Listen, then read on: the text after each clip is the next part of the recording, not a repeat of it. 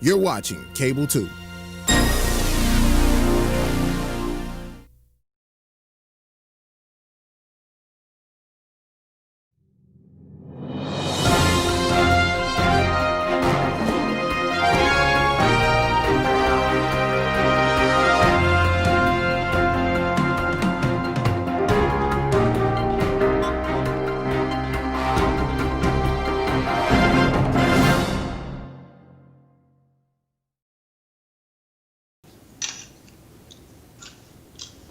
Welcome to the Winston-Salem Forsyth Board of Education Committee Work Session meeting today.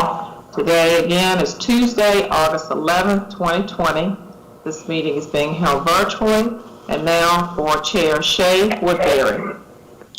Thank you, Dr. Harrison. Good afternoon. Again, I'm Woodbury, Chair of the Winston-Salem Forsyth County Board. Welcome to our August 11th, Winston-Salem Forsyth County Board of Education virtual work committee meeting. I'm going to go ahead and call our meeting officially to order, and if Dr. Harrison could call the roll to establish a quorum.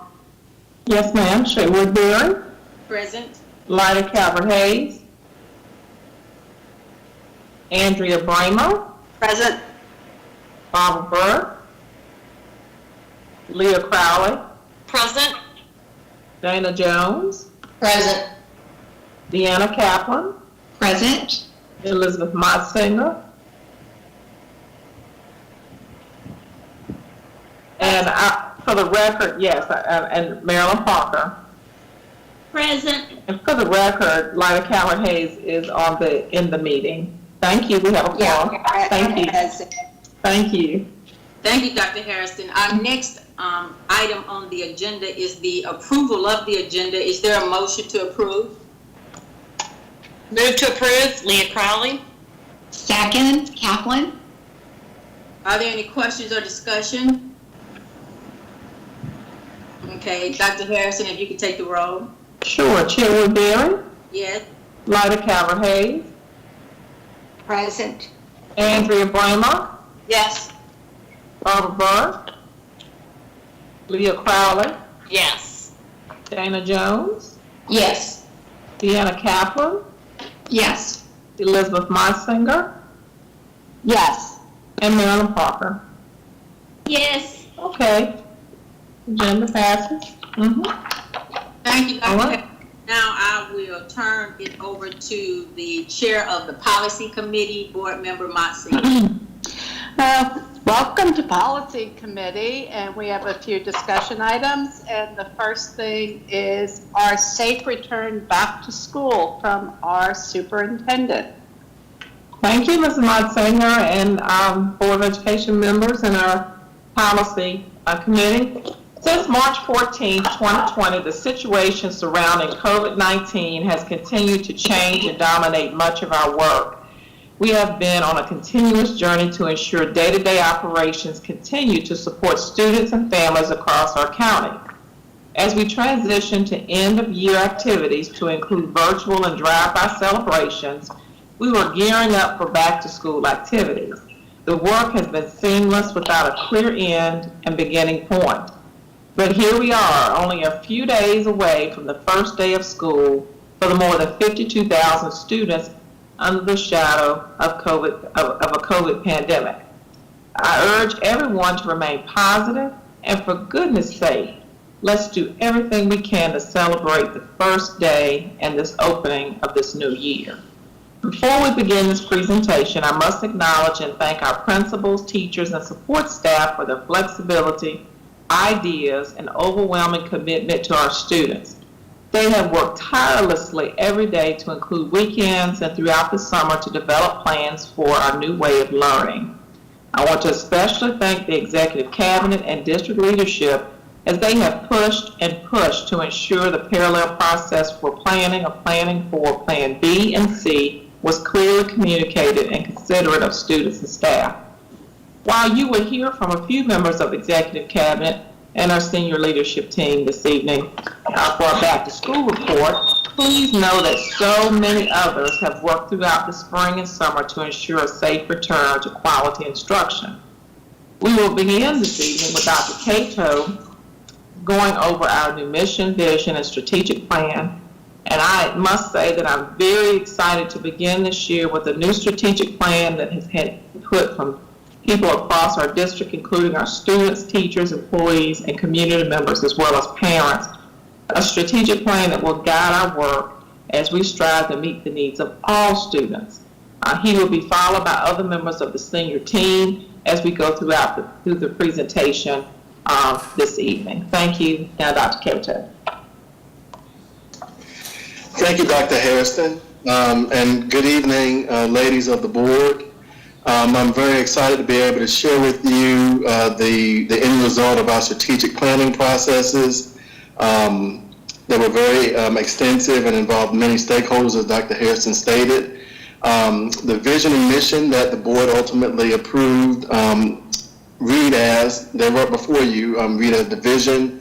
Winston-Salem Forsyth County Schools will be the best place to learn and work through excellence, collaboration, and inclusiveness. The mission that we've adopted is that the Winston-Salem Forsyth County Schools will engage all students in high-quality, relevant learning experiences so they graduate with interpersonal, academic, and workforce skills to compete globally and contribute to society. From that mission and vision, we drafted 5 goals, and there were 5 different teams that worked on these goals that were inclusive of various stakeholders in the community. And our first goal reads as WSFCS will raise student achievement, close achievement gaps, and enable all students to take ownership of their learning. This is what we refer to as sort of our instructional goal. Our second goal, which we call our equity goal, WFSCS will ensure equal and equitable access to quality instruction and strive to eliminate barriers to rigorous and diverse opportunities. WSFCS will provide quality instructional facilities and learning environments for all students.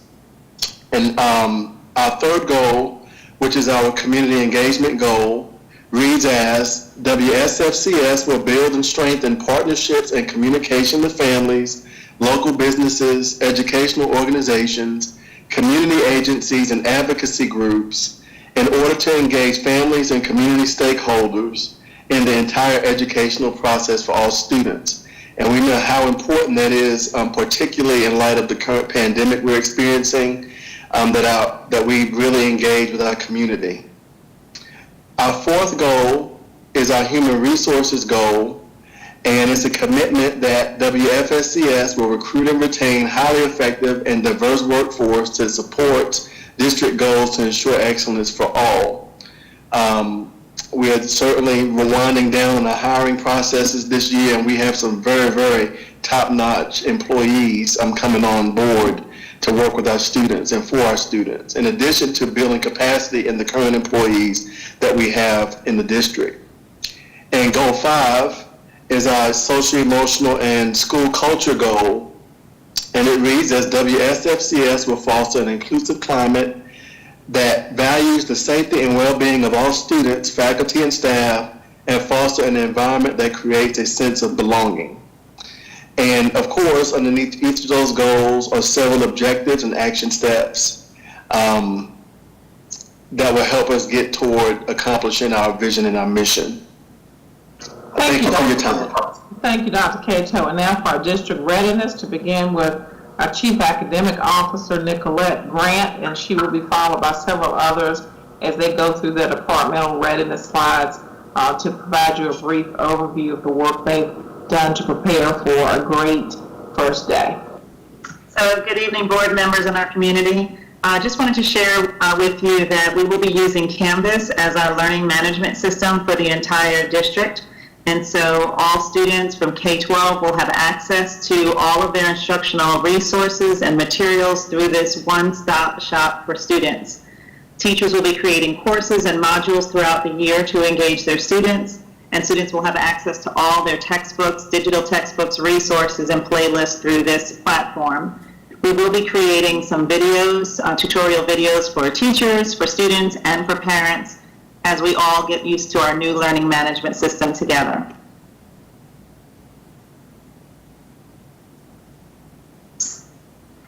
So our curriculum resources, thanks to one of our community partners, Project Impact, we were able to purchase K-3 ELA textbooks in both digital and print. Here's a picture of Michael Hobson, who we need to thank. He has done an amazing job of working with our ELA team of getting that curriculum quickly inventoried and out to the schools. And we want to thank him so much for the work that he's done. We also will have new digital ELA and math resources for all students K-12, as well as Discovery Education, iReady, and Edgenuity contracts the board has already approved. Instructional resources will be available for teachers, as well as the modules that teachers will make in playlists. And we have been holding professional development sessions throughout the month of July and August. And as of today, we have over 6,800 participants of our sessions. Those 6,800 participants are not individual teachers, because some of the same teachers signed up for multiple sessions, but a total of 6,800 participants in our PD sessions. And we've had over 100 sessions that have been held this summer virtually. And then this Thursday and Friday, we'll be having our RC days for elementary and secondary, and we have over 72 sessions. Those sessions include some choices where our teachers will pick and choose whatever instructional resources or strategies or professional development they need to feel successful opening school. So they'll have choice sessions in the morning, and we also will have open office hours where teachers can just call in through Teams and get whatever help they need to get started for the school year. Thank you. Good evening. This next slide shows our open houses, which are this week. Our elementary open house is tomorrow. Middle school will be on the 13th, and high school will be on Friday the 14th. And all of our schools, our principals and their leadership teams have planned some very exciting virtual open houses. And so they've designed the experience to mimic what our families expect in a traditional open house, of learning about expectations, of meeting teachers, of hearing about other opportunities. And our principals and their leadership teams have designed those experiences virtual. And then on the next slide,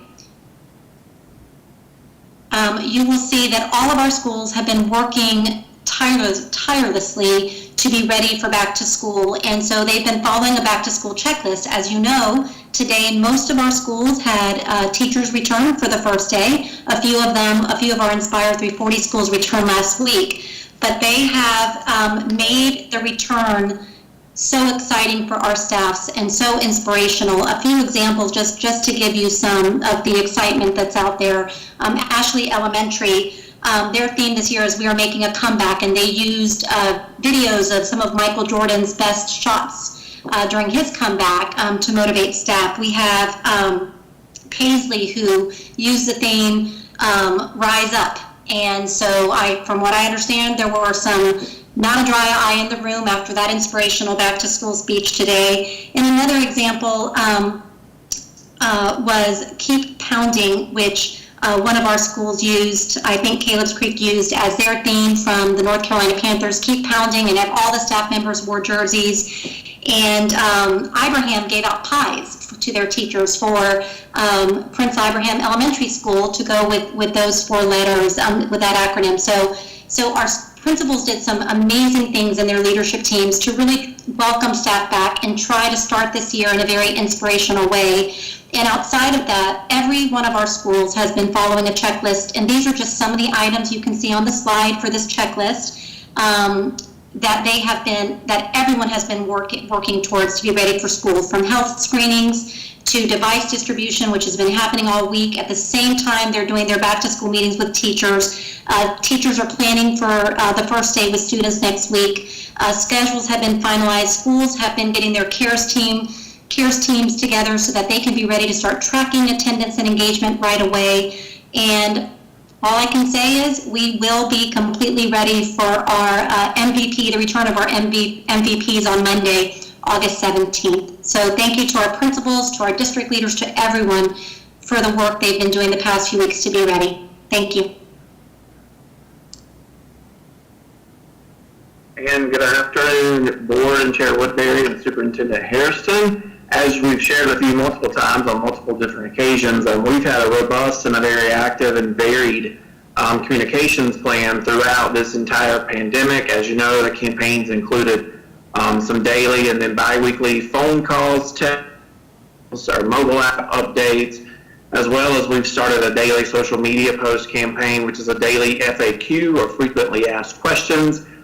We begin turning those frequently asked questions into videos later this week, and those will be a part of the social media campaign and will live on the Our Safe Return webpage as well. We've literally had hundreds of thousands of engagements on social media in the last 2 months, and one thing I thought of interest to share with you that is in the last 2 weeks, the Our Safe Return page, which is the page where we've housed all of this information, has had right at 72,591 hits. So lots of engagement in the different platforms that we've used. The newest thing, which is mentioned here, is our digital and printed copies of our parent-student guidebook in both English and in Spanish. We rolled that out this week. The guidebook is meant to be a back to school and answer your questions for the first quarter, things that you may need to know. It's meant to have a quick reference guide where parents can go and learn information about technology, or where's the hotline number, or where do I go with lunch or meal questions. So we've got everything spelled out in this guide. It's rather robust, very colorful, very easy to use. And again, we have a digital version right now. The printed copy should be in this week, and they'll be going out, and we focus mainly with the CARES team so that the CARES teams can use them in their work throughout this first entire quarter. And again, that's included information about every facet of Our Safe Return to Learning. I mentioned the continuous website updates. We've worked with principals to update the individual school sites, as well as, of course, the district sites, the video FAQs. We are, again, rolling out this week, and we also have some how-to videos. The technology team has worked with us to create a page that essentially folks can go to and answer any how-to question. So, or how do I question? How do I reset my password in Canvas? How do I log in? If I'm a parent, I don't have a parent portal account. How do I get to that parent portal account? So lots of short self-help tutorial videos as well that will be on that, or that are on that Our Safe Return webpage. We also launched with Dr. Hairston Open Book, which is a podcast that we're going to be rolling out. The first episode was with Dr. Jerry Buckner, a school psychologist on our staff, and they had a wonderful conversation about social and emotional health and things parents need to look for, should look for, and some tips for parents as well as teachers and our own staff as they begin this unusual start to the school year. So the Open Book podcast is also on the webpage, and we will continue that out throughout the rest of the year. And then, of course, again, I mentioned our weekly and bi-weekly messages. We will ramp those up as we're moving into this week, obviously, and as we move into the beginning of the school year in those first couple of weeks that we move through there. But again, lots of engagements and lots of ways that we have continued our communications through this entire process. Thank you.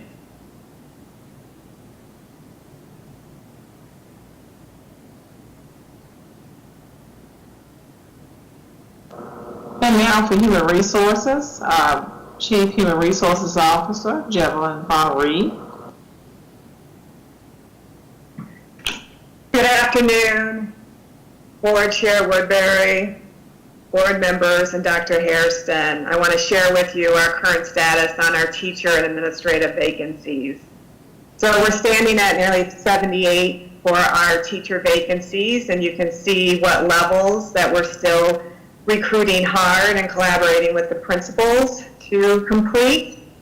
And we have filled all principals, and then when it comes to assistant principals, we have filled 35 of them, but over the summer, we've had 2 more recent resignations that we are filling right now. So I'd just like to note where we were about this time last year with teacher vacancies. So we're ahead of the game, but our goal still is to get all of these filled. Going on to the next slide, I want to highlight these schools for having filled 100% of their teacher vacancies, and you can see it for each area. We like to refer to them as the 100% filled club. And one more I'd like to add to this club that just came in today when I got my new report was Parkland High School just filled all their teacher vacancies.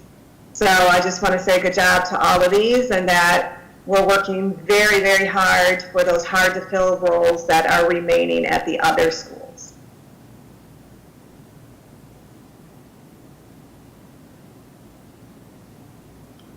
And relative to enrollment, as of August 11th, our enrollment was 52,861 students.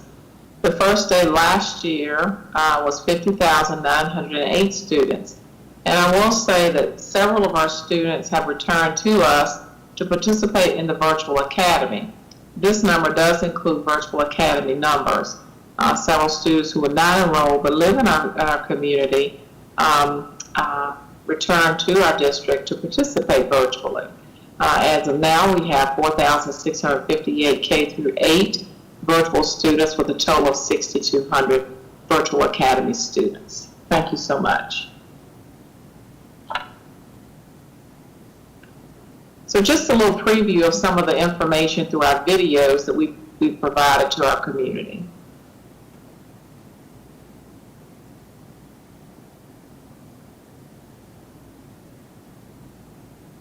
Remote learning is not our ideal environment. We truly want all of our kids in schools. Our teachers want our kids in school, but right now the safety of our staff and students and families is most important.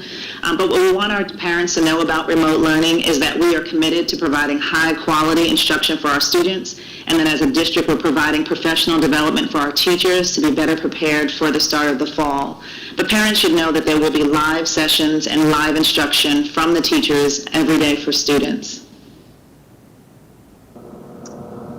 So we have many segments out there for parents to review, and this is just a reminder that Plan A, B, C, and C have various levels of engagement, and we're still working toward Plan B. However, we have committed to opening the first quarter in Plan C. There were some exciting changes, and I'd like to turn it over to Kevin Sherrill and his team to preview some of the exciting changes that we have in virtual or remote learning. Thank you, Dr. Harrison. Excuse me. Good evening, Board Chair Woodbury, board members, and Dr. Harrison. So I've just got a few graphics here as talking points. Thought I would go that route instead of a bunch of text, but remote learning is going to look different. Our technology team has been extremely busy working to support teachers and gearing up for students to come back online with us, and we're trying to make every hour count. But as Nicolette mentioned, we're adopting Canvas as our learning management system, so obviously we're supporting that in partnership with instructional services. The icon at the top is Microsoft Teams, and many of you obviously you're familiar with that. We've been using it for months now. All of our teachers have opportunity and our students have an opportunity to use Teams along with Canvas. And just recently, we adopted Zoom for Education. So our goal here is to give students and teachers two platforms to choose from and utilize for video conferencing and web conferencing, those kinds of things. So Teams and Zoom will both be embedded into our Canvas LMS. And then hopefully that'll give our students and teachers choices to use what they're most comfortable with and what works best for them as they engage in online learning on a daily basis. We are in the process of outfitting 20 of our yellow school buses. Actually, it might be our activity buses. I'm not sure exactly which ones, but we're outfitting 20 school buses with Wi-Fi. Our goal is to roll these buses on schedules into our communities on a daily basis to provide coverage, not only in the parking lots where they're sitting and maybe in apartment complexes or open areas, but with the technology that we're utilizing here, we'll have radios on both sides of the buses that are omnidirectional that will give us signal that we think will penetrate into some of the apartment buildings and complexes to give, and the housing complexes to give some of our students needed internet access in a mobile environment. And we're also looking to have the buses to be somewhat of a mobile classroom with the opportunity for kids to come in on limited numbers, obviously following CDC guidelines for social distancing, to receive help for tutoring and then have connections on the bus and be able to do work there and receive assistance. So we hope to roll that out, begin August 24th, have some buses on the road to provide some mobile Wi-Fi. Additional there to the top, our Kajit partnership with our mobile hotspots. Those devices are being distributed now. As Tricia mentioned, device distribution began this week, and we are rolling out just at 4,000 hotspots, and we're working with our families to assess those needs and make sure we have an opportunity to assist everyone that has a connectivity need in our district. So that's ongoing. I predict that will be ongoing for several weeks as we continue to work with families on connectivity and providing them what we can with hotspots.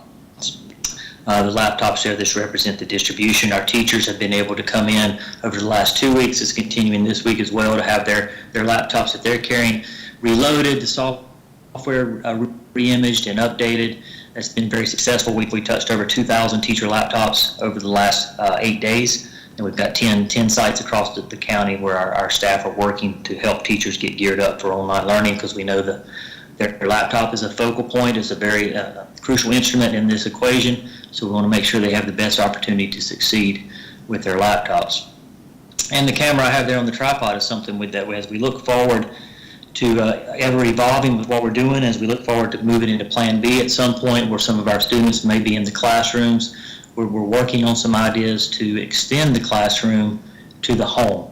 And we're going to share a teacher video here in just a moment, but we're working with some of our existing technology that we have in our classrooms, our sound systems, adding a camera on a tripod, integrating that in with Teams and Zoom and some of the large screens that are in the classroom to provide a rich experience for kids that are in the building face-to-face, but also extending that to the homes as we move into a Plan B. So as we look forward, and we'll share more about this as we get into finance about how we look to engage as far as putting this in our classrooms. But I'd like to, Sam, go ahead and roll this teacher here. This is the teacher from Wiley, and then we'll talk more about it when she's finished. Hi, my name is Erin Everett. I've been teaching at Wiley Middle School the last several years, and today I wanted to show you some technology that offers a chance for us to bring our physical classrooms much closer to our virtual classrooms. The rest of the audio that you're going to hear in this video is using the technology that I'm demonstrating for you. So I wanted to show you what it sounds like to use a high-quality microphone off a high-quality digital camera versus what we're suggesting using in our classrooms. So the really cool thing about this technology is that I have this microphone around my neck, and it's running through the audio systems that we already have in the classrooms. All it is just one wire connecting the speaker that you can already use to your computer. All right, now we've got this camera up on a tripod so that I'm able to teach students who are receiving instruction in class and virtually at the same time. As you can see, this camera angle is getting me, the teacher, and what I have up on the display. All right, so for example, we're talking about the beginning of World War I, and we're talking about the main causes running us from militarism, the alliance system, imperialism, and nationalism. Okay, so now I'm going to say to the kids, all right guys, so World War I started in 1914. How long ago was that from where we are now? And I can turn to the board and I can do the math. And I can say, all right, guys, I want you to take 2 minutes, solve this math problem. And I'm able to have the kids in the classroom doing that and my kids virtually. All I have to do for my virtual kids is step over to the computer and monitor the chat. And so it's right here. It's really easy to do. Now, once we do that math, I'm going to be able to call on kids in class. I'm going to be able to say, hey, I'm looking at the chat, and Clayton got it right.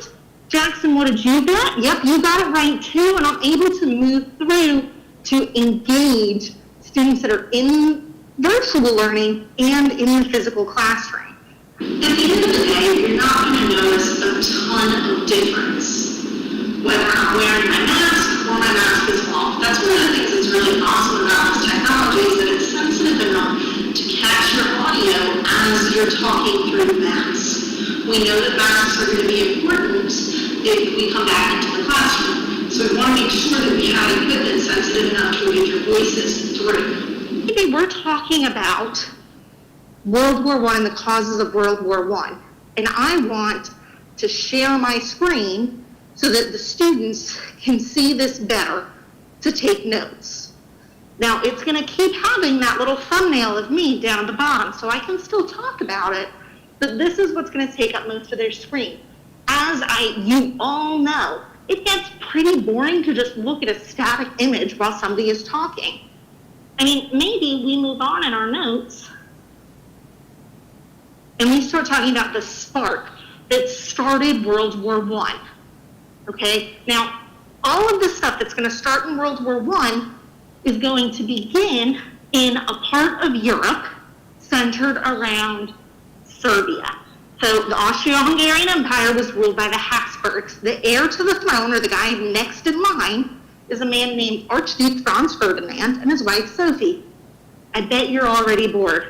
All you're doing is staring at an image, right? But if I swap my image so that now you're looking at me and the image, you can see that I was standing here pointing to the Austro-Hungarian Empire. Now, right next to the Austro-Hungarian Empire is an area called Serbia. Now, the people in Serbia were very nationalistic. Think back to when we had our unit on Japanese imperialism. Think about, what does imperialism mean? I can look to call on a kid in class or virtual. I can walk back here to where Bobby's not paying attention, and I can say, hey, Bobby, we talked about imperialism last unit. Do you remember what it is? Why don't you go check your notes, flip a couple pages back. Now I've engaged a student who had checked out, and my audio quality is still great. Our main goal with this technology is to make sure that whether we're on plan B, plan C, we're reaching the needs of all of our learners in the most engaging way possible. If we're on plan B and half the kids are in our rooms and half of the kids are at home, reaching instructional needs becomes really challenging. And this is what a lot of teachers are really concerned about. By making this investment in this technology, we're going to be able to reach those learners and make sure that they're receiving the same experience regardless of whether they're in the room or at home. Yes, it does take a little bit of tech.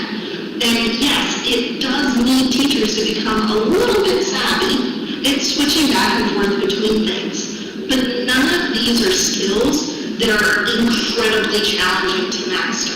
All we're using is a split screen and sharing our screen on Microsoft Teams, which are things that most people are already working towards mastery of.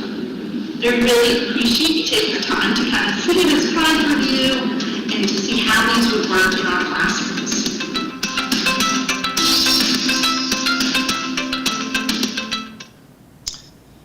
Okay, so I'll just close out my section to say, but yeah, we're excited about some of the things we're going to be able to do to utilize some of the existing classroom technology, add this camera feature, and split the teacher screen so they can do many of the things that Aaron was showing you there. And as we move towards Plan B of having kids back in the classroom, or even as we move into Plan C, we'll implement some of these things and let teachers start learning how to manage those tools and get proficient with them as we continue to grow our online experience. So that's what I had to share about remote learning. We're excited. We've got a lot of work to do yet, and we're going to get kids back into learning mode and support our teachers, and the entire technology department stands ready to do our very best to support teachers and students as we travel down this journey. Okay.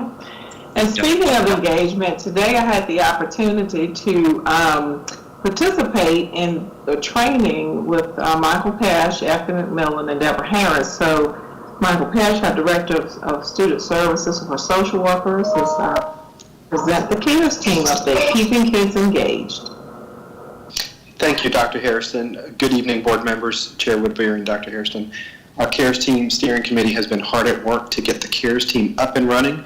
We're going to provide a few updates, and some of our new members are going to review a few important topics today. And we're going to start with Deborah Harris providing an update on CARES positions and the status on hiring.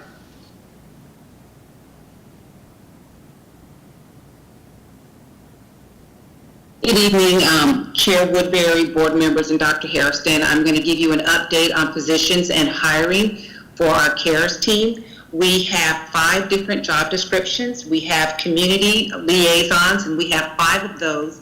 And we have divided the district up into 5 different areas. And so we will have a community liaison in each one of those areas, and they will assess the needs of the students and connect them with different resources within the community.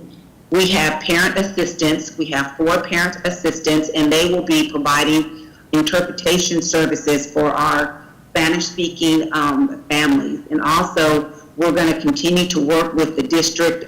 They have a company that they use for those that speak other languages than Spanish. We have technology assistants, and we have 2 of those who will provide direct support to our families, whether it's at the remote learning center or whether it's at their home that need any technology assistance. We have 30 part-time community teachers, and they will be going out to the remote learning communities, and they will be working directly with our students.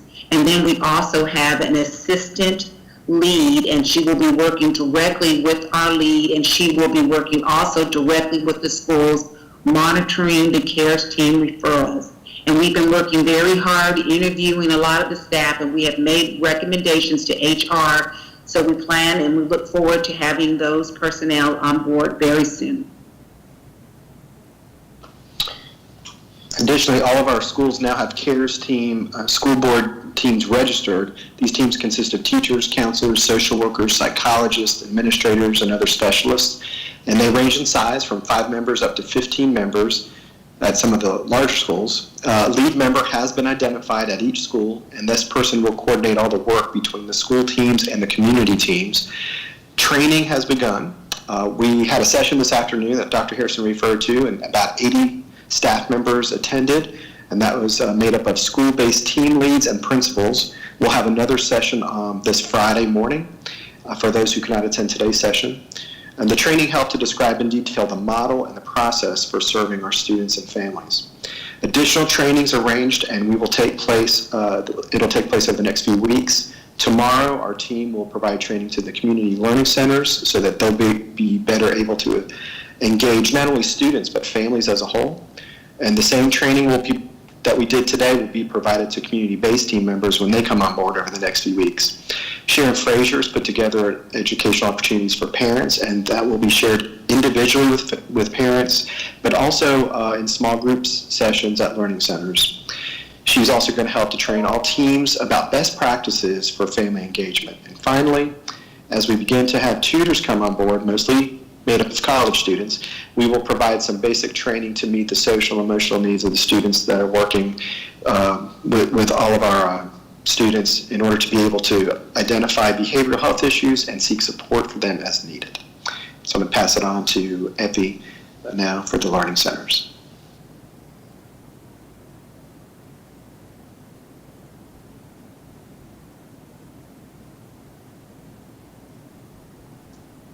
I apologize, I was trying to get unmuted. Good afternoon and good evening, board members, Chair Woodbury, Dr. Harrison. Just to give you a brief update on training on learning centers. We've been working really hard collaborating with Forsyth Promise and other organizations to establish remote learning centers supporting classroom instruction across the county. Thus far, we have YMCA locations, Parks and Rec locations, and some church or nonprofit locations that are ready to move forward. The information for these sites is being finalized so that it can be shared through the district's communication channels, as well as through other organizations that are working to get information out to our community and families. We are still hosting meetings and providing information with sites that are interested in establishing a site, and once those locations have made the decision to commit, we will be moving forward with adding them to the list of organizations and being able to share those as well. We have a scheduled training for approximately 30 sites tomorrow from 11 to 12. Those are sites that are ready to move forward, and we have other sites that have been invited as well so that they can learn more about this potential opportunity to serve within our community.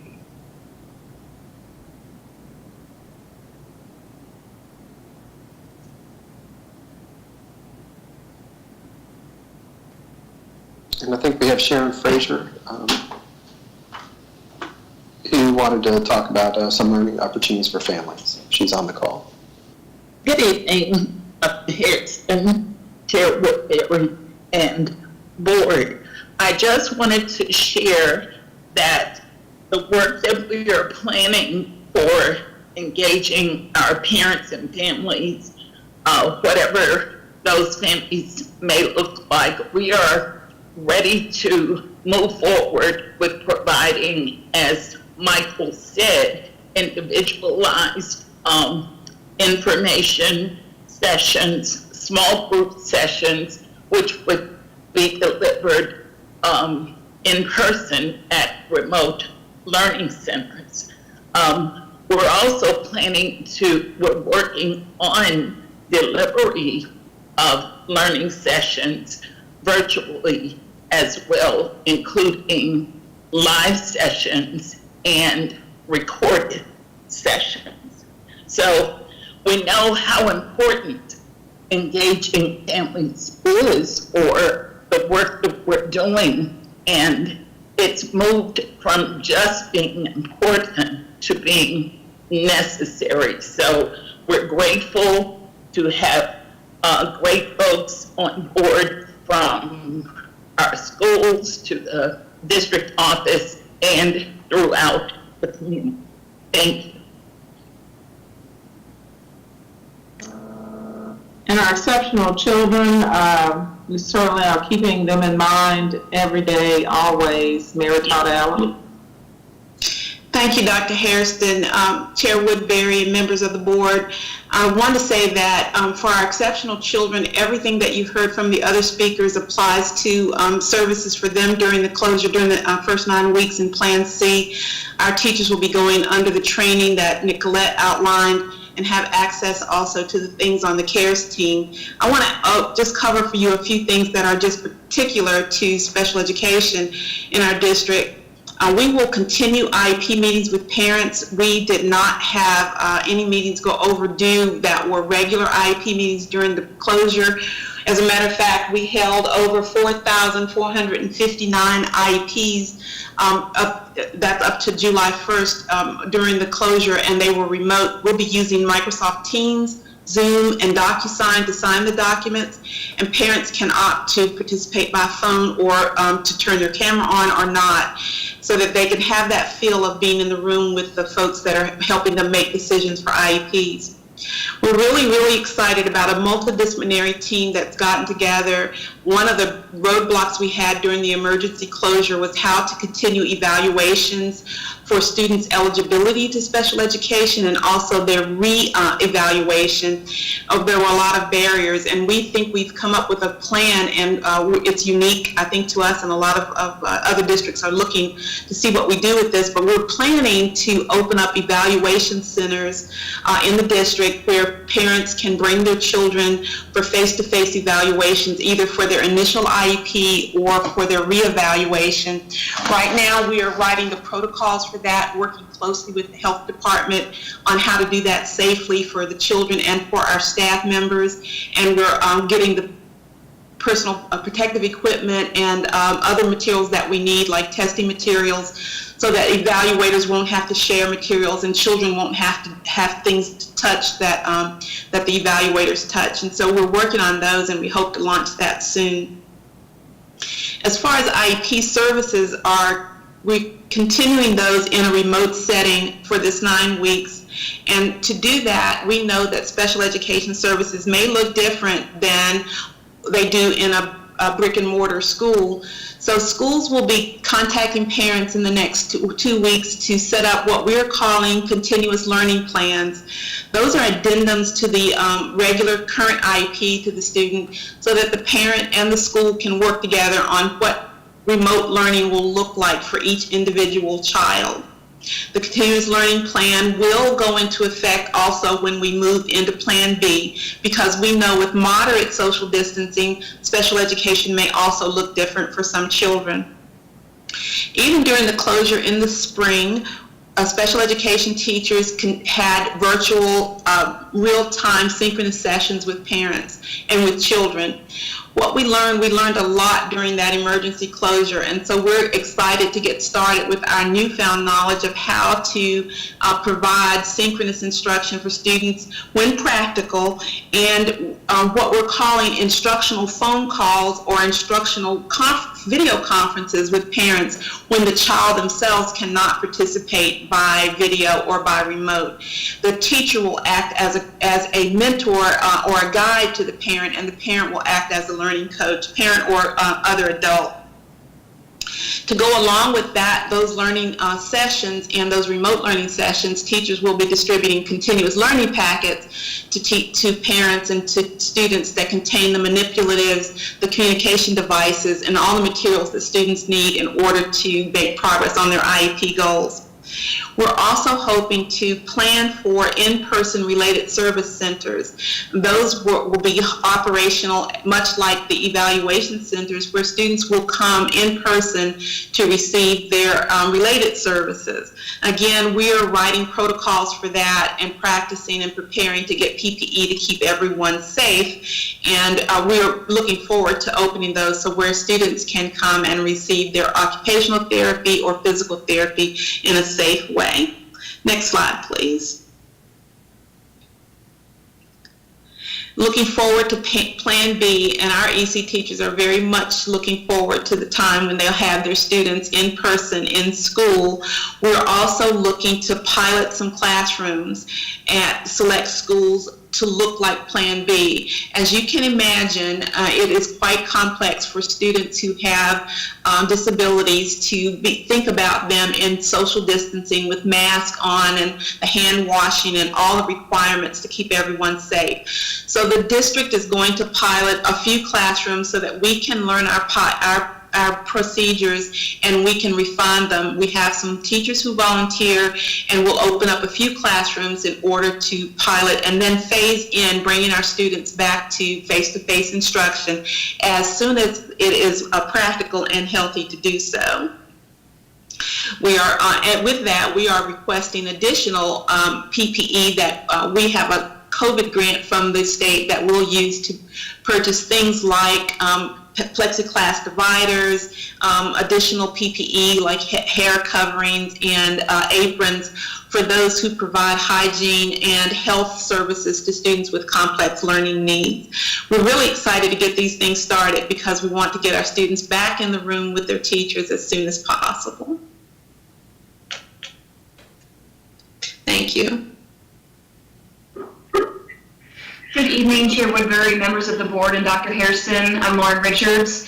I wanted to give you an update this evening on our maintenance department. Since the closure, we have been able to complete 13,465 work orders throughout the district. Oftentimes, these are work orders that we can't always complete because students are in the classrooms. So we were able to take advantage of some of that time and expedite a number of those work orders. During this time, we were also able to completely finish our painting projects in North Forsyth High School as well as Wiley Middle School. And we were also able to expedite the completion of a number of capital projects. Those include various roofing projects throughout our district, paving of parking lots, and various other items throughout our schools. Next slide. When we talk about school cleanliness, every summer we spend a great deal of time. Our custodial teams are amazing. They're doing a lot of stripping and waxing and detailed cleaning of our buildings. And this year we had an even larger focus on that cleanliness process. We were able to expedite some of that cleaning in the months of April and May. And I'm happy to report that we are about 98% complete across the entire district, all buildings. The areas that remain are some of those larger spaces like your gymnasiums and your cafeterias, because the primary focus is to get into the classrooms and get those spaces completed for teacher return that happened this week. And as we look at our staff returning and also hopefully planning for our students' arrival, we are looking at a number of PPE items to be in accordance with the NC-DHHS toolkit. This week we have hand sanitizer coming in, going out to all of our schools, and we also will be receiving our hand sanitizer stations that will also be drop shipped to each school as they are ready, so that each school can complete that process over the next several weeks. We also have on order and beginning to come in this week, mobile plexiglass sneeze guards. The great thing about this item is they are mobile, they're on casters, and so the screening teams will be able to use those in the morning to screen as many students as quickly as possible and get them in their seats for instruction, but we'll also be able to repurpose them around the school for the remainder of the day if there needs to be a one-on-one meeting between a guidance counselor and a student, possibly an in-face IEP meeting, or many other functions. We've also ordered electrostatic sprayers to be able to cover a very large surface area and square footage to disinfect all of our buildings. This item is actually one of the first items that we ordered. They are certainly in high demand at the moment, and we are being told that they should be shipping in October. We are regularly checking on those items for updates to hopefully get as many of those in as quick as we possibly can. As these items come in, as I said, some are being drop shipped to our schools, but our Ottawa warehouse is doing an incredible job.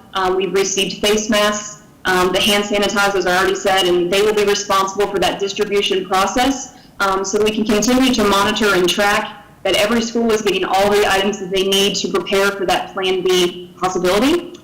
I'm going to turn it over to Colin Moore, our Director of Construction, to give you an update on some of the various projects that he has going on throughout our district.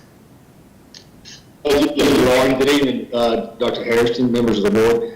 I want to give you a construction update on some of the bond projects. You can see in the slide the Easton addition we have completed or in the process of completing this week a renovation to the dining and gymnasium areas at Easton Elementary, and also wrapped up last week a much needed parking lot renovation that hopefully will allow for easier flow of traffic, both bus and car traffic.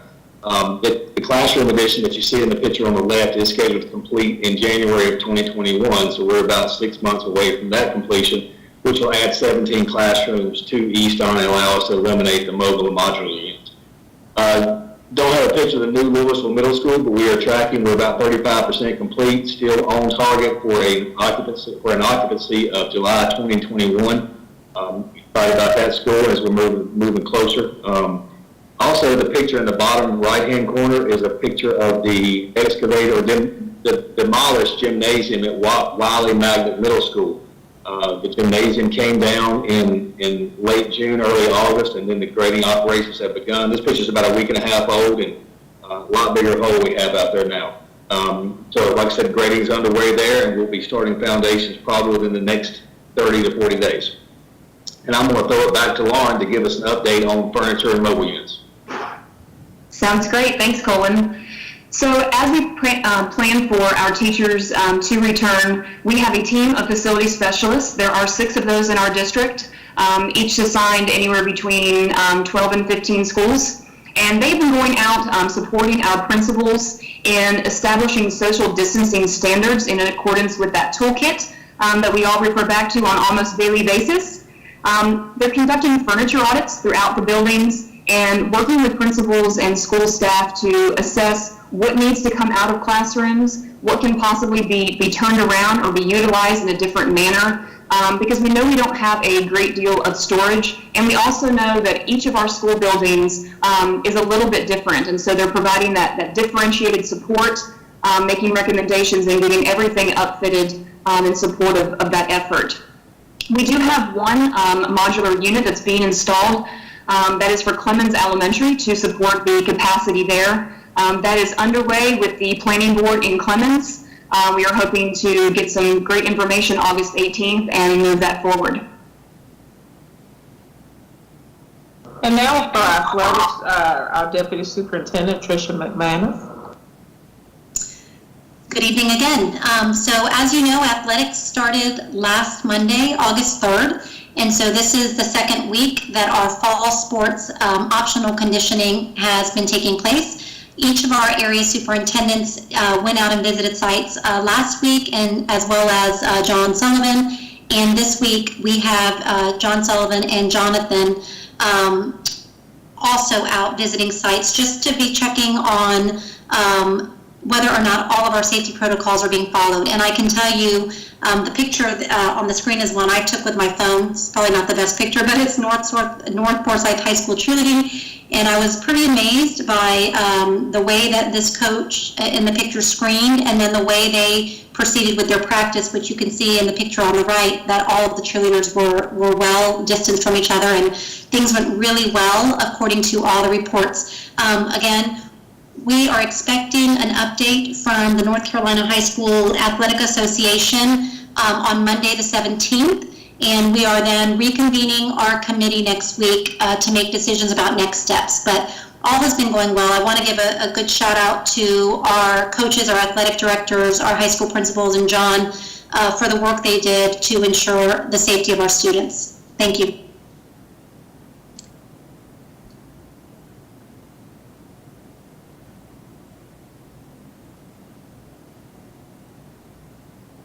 And our employee training from Jebel and Bonner Reed.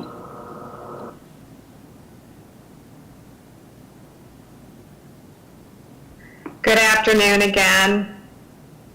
So we've been doing employee training, and we have a series of employee trainings that's been created by a cross-functional group of us in operations, HR, legal, in order to keep our employees knowledgeable about health and safety protocols. So on July 9th, we had part 1 of this training, and we focused generally on the state regulations and the district rules for employee health and safety. Then part 2 was conducted on July 30th, in which we shared information about employee leave options. And part 3 we're actually doing this week on Thursday, where we're going to talk about both students and employee health and wellness. And finally, part 4, as the need becomes available and topics become available, we are going to have a part 4 after school starts, and it can share some of the best practices and other information that comes up after that point. So all training has also been posted on a website in both, with a PowerPoint in both English and Spanish, so that we can support all of our employees.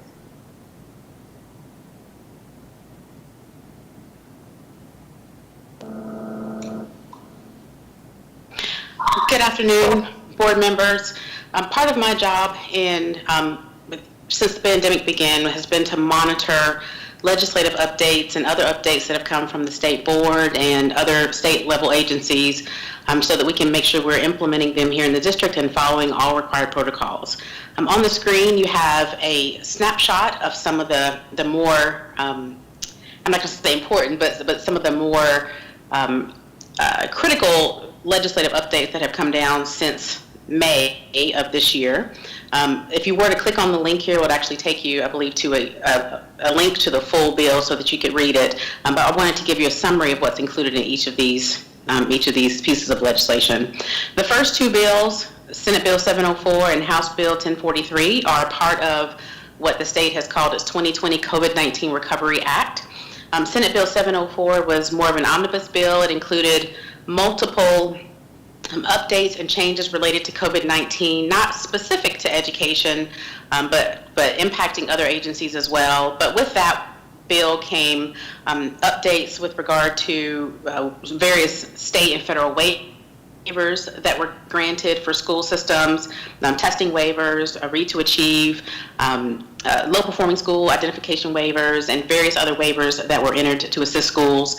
And also as a part of that bill were the initial changes to the school calendar law. For example, a provision in the bill that allowed for remote learning from the time we closed school to the end of the year to be counted towards the required amount of seat time for students.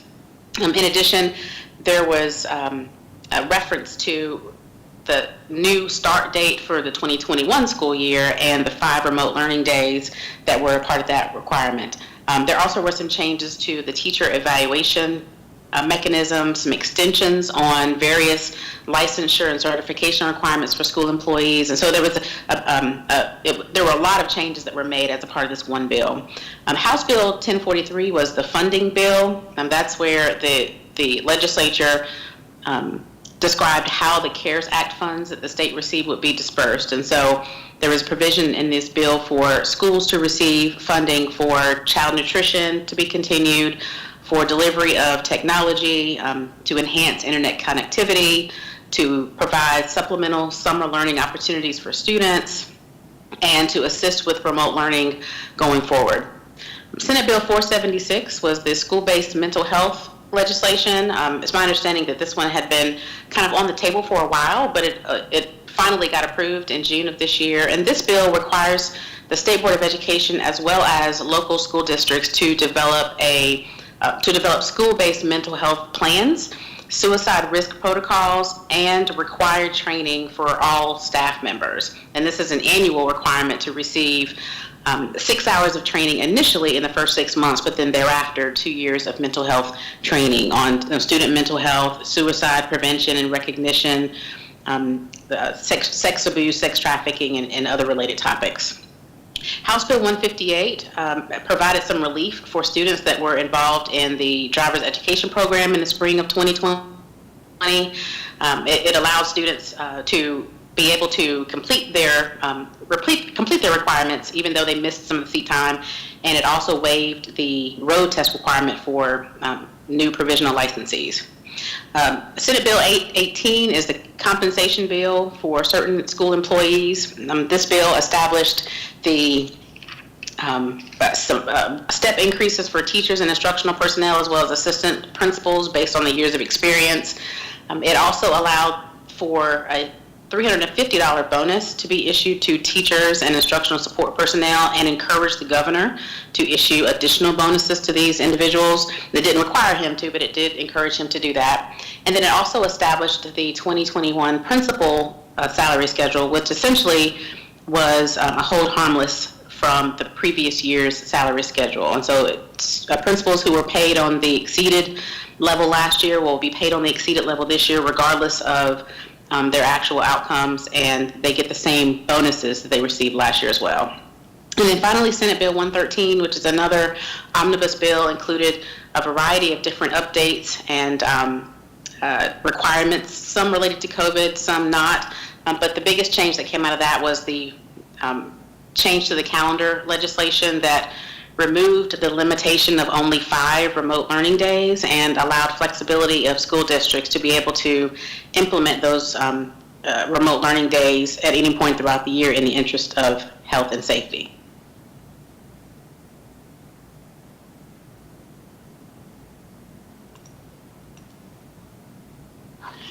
Good evening, Dr. Hairston, Board Chair Woodbury, board members, and the community. The Child Nutrition Department has continued to serve 36 school-based meal sites based on historical participation data. We have continued to serve more than 100 mobile meal delivery locations based on high ridership and food deserts. We are currently working with district and community stakeholders to expand sites and identify gaps. And with the summer season coming to a close, the waiver for summer food service program effectively comes to an end on the 31st of August. And this should pave way to the return of a typical meal service program beginning September the 1st. Thank you.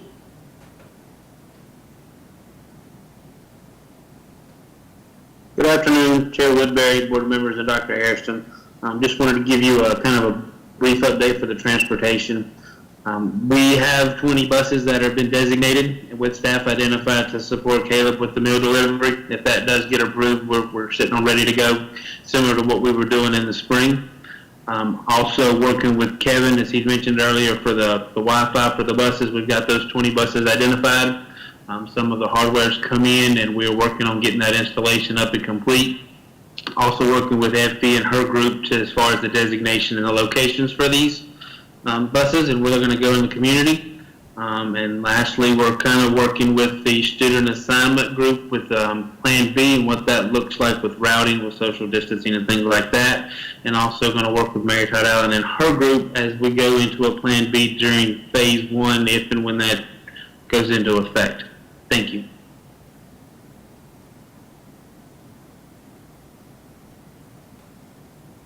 Good evening, board members. This is Sam Mills, Chief of Staff.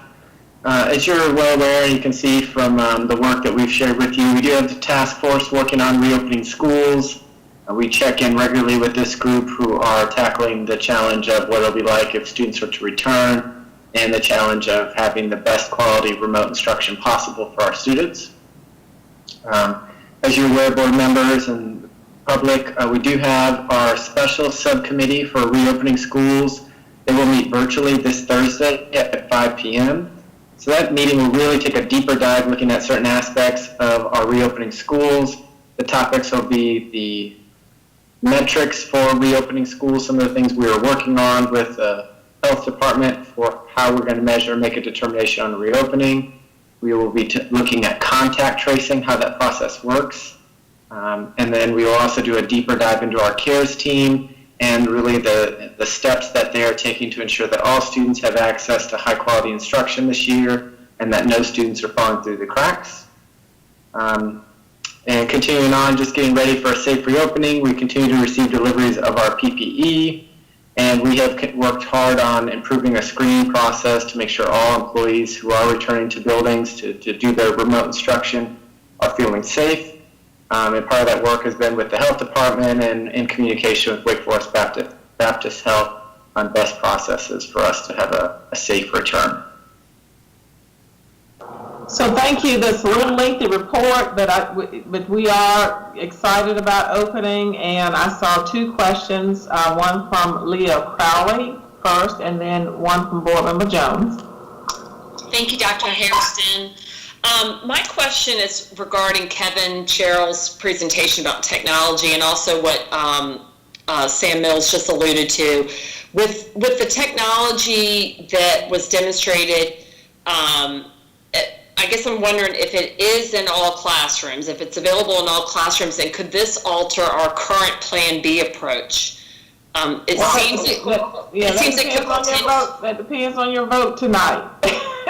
Okay, it just seems like it could be a solution to getting all students in classrooms when the time is right instead of leaving specific grades to all virtual. So I'm excited that there's potential there. Thank you. Yeah, we're excited. Yeah, okay. Kevin will bring that forward to the group, to Finance Committee later in the presentation.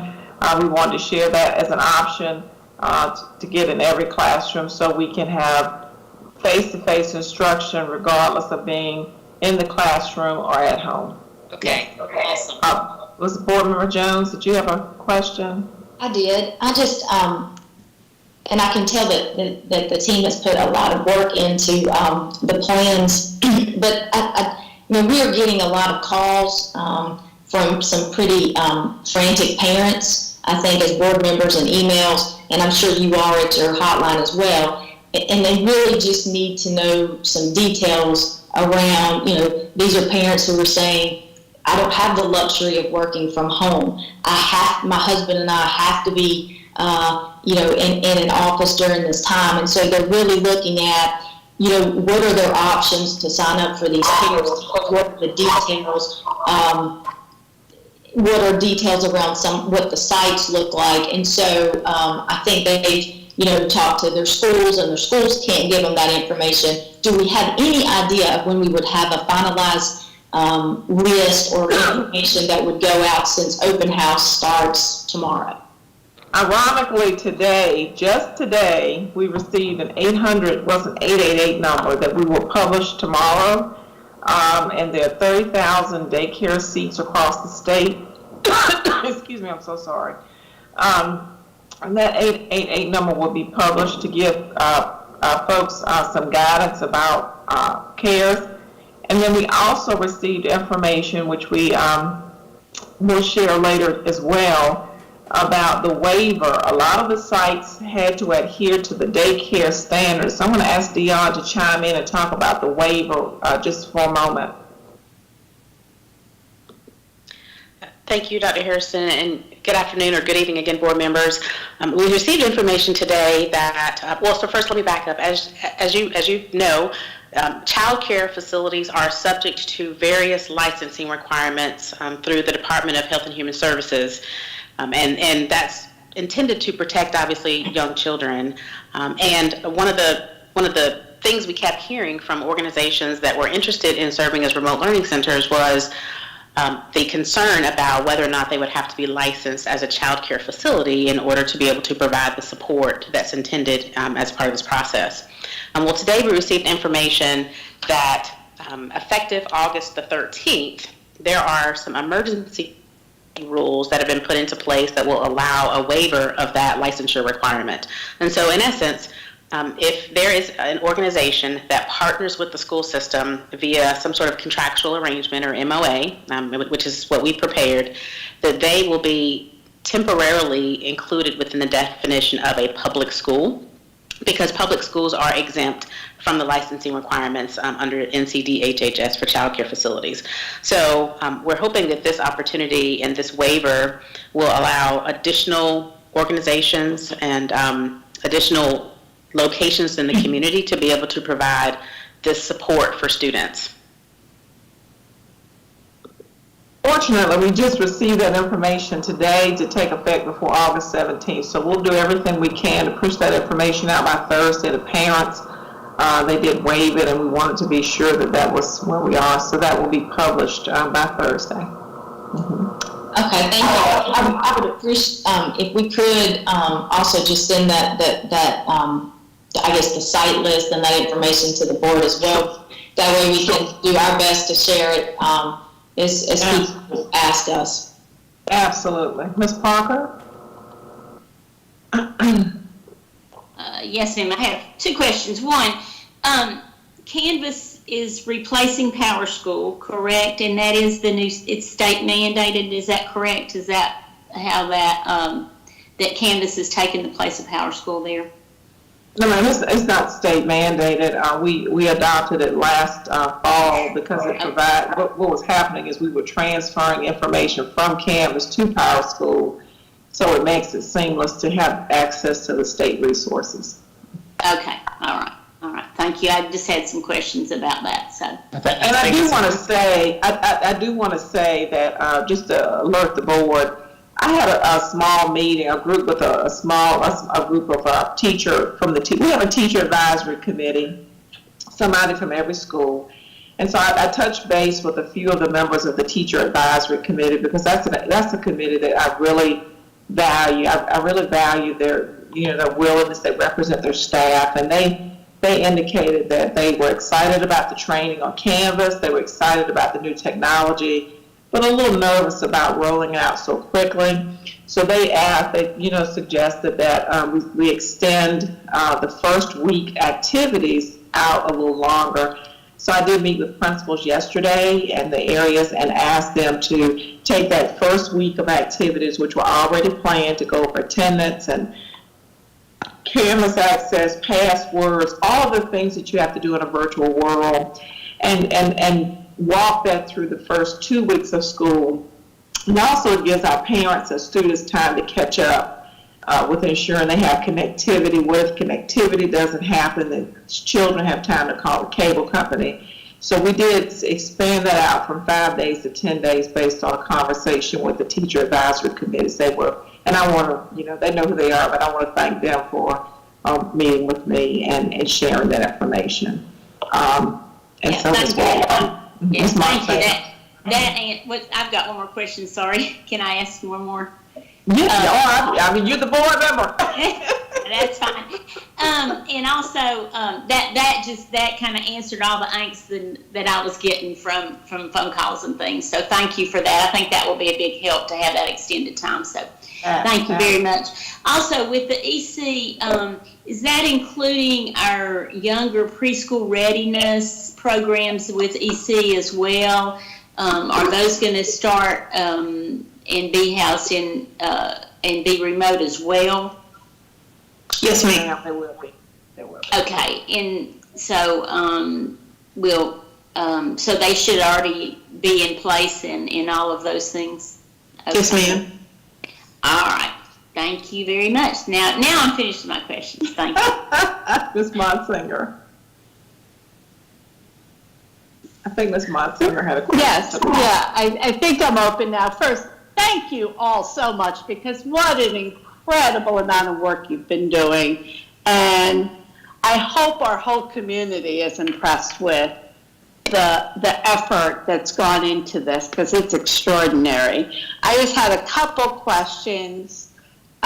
One, the typical meal program that changed, that's ending in the summer, is the meal program going to be like it was in the spring, where it is available free for everybody, or do you have to qualify? We're very concerned, Ms. Motsinger, that waiver was not extended past August 31st, where we had the program that everybody participated in. So we're very concerned and disappointed that the request made from the state was not approved at the federal level. I mean, we're talking about children, and half the state is in a Plan C. More than 50% of the schools in our state is in Plan C, and they did not approve the waiver. So we are hoping that they will come to their senses and realize that these are children that we're talking about. So after the 31st, we'll go to our regular meal site, and Caleb Angelo is our new director of school nutrition, and so we are working with our transportation department to try to expand meal delivery so that our children. So we'll go back to pay. I believe Lauren told me that the reduced meals will be free. Is that right, Lauren? Yes, ma'am. Yeah, so they will be free, but we still have to go back to our regular meal program. And would our having more, I mean, obviously one of the biggest concerns is that my guess is the number of families who really need access to these meals is going up every minute. And the fact that the extended unemployment is cut back and all of the relief, it just terrifies me what that means. So is there any way we as a board can? Well, we are going to really need your support in getting those bus drivers out there and delivering more meals to more sites. So we feel that we already have your support there because of the approval of the plan before. So we feel good about our work. We just are disappointed that children throughout the district won't be able to pick up meals, especially with 18 and under. Especially those little ones that are at home. And so I think there's still some work to be done, but right now we'll get as many meals out as possible. Is it possible to have more schools be on the universal breakfast and lunch, or is it too late to apply for that? Lauren, I'll let you speak to that. Sure. I'll take that just with Caleb being as new as he is to our program. We currently have the 39 CEP schools where all the students can eat those meals for free. We are maxed out on that. Those numbers get approved every year on April 1st, and the state did actually extend that this year. We did that data collection, I believe it was May 22nd, to allow for the possibility that some people's household incomes did change to help us. However, that number will remain at 39. I met with Caleb today and Alicia Cruz in Child Nutrition, and they are diligently brainstorming ways to look at the different attendance zones for our CEP schools and where we need to provide enhanced services to really be able to capture as many kids as we possibly can. Well, and I appreciate how committed you have been over as long as you've worked with us to that. It's just obviously concerning. I had another question. Staff returning to schools, which staff are returning to schools, or is that going to be something we discuss during the remote learning discussion? No, we are encouraging staff to return to their classrooms to teach and accommodating them if they have children with some guidance.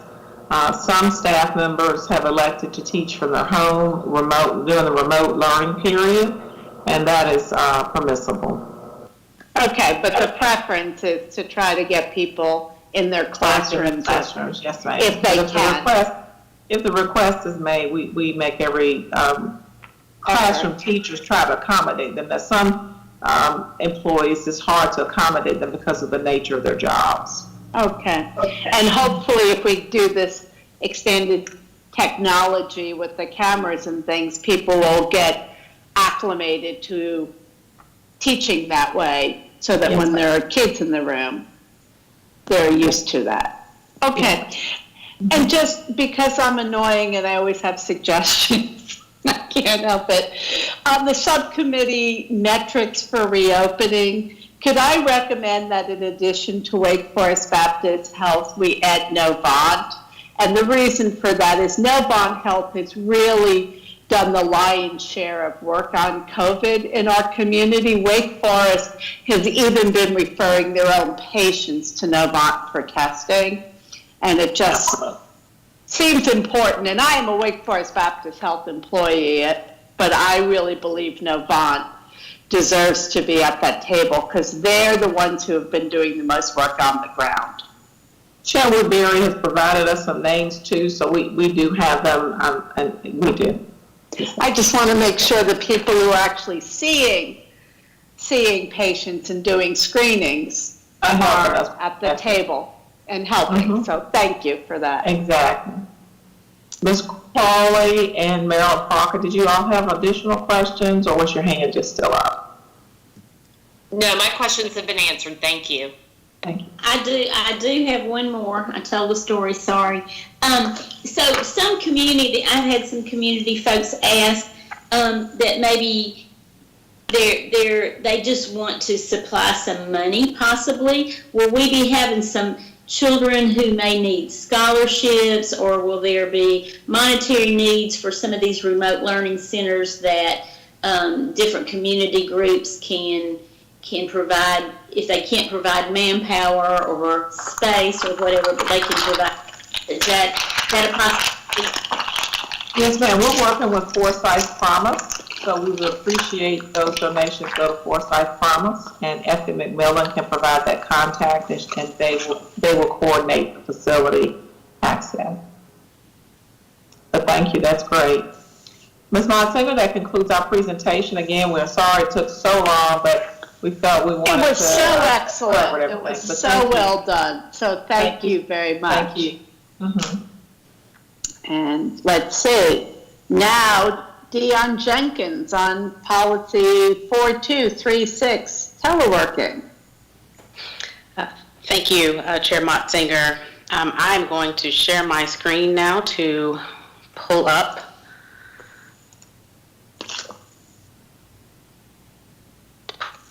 the proposed policy. And so, board members, if you recall, first off, can you see this on your screen? Yes. Okay, great. Thank you. Yes. If you recall, the last time we met, I presented to you all a proposed teleworking policy. And this policy was developed to establish some procedures and rules with regard to teleworking arrangements. And as you know, we've been in this teleworking world now since March, and it was important to have some additional requirements and policies written down so that employees can refer to them and they can be referenced in the teleworking agreements. And so I went through an overview of this policy last time, and so I won't go through it all in detail again. However, I did want to bring your attention to this highlighted area. At the last meeting, I believe it was Ms. Crowley asked a question about should we put some sort of a time frame in the definition of who is an eligible employee. And after taking it back and looking at and getting some additional feedback, as well as evaluating the one comment that we received on this policy, I'm proposing to add this language here.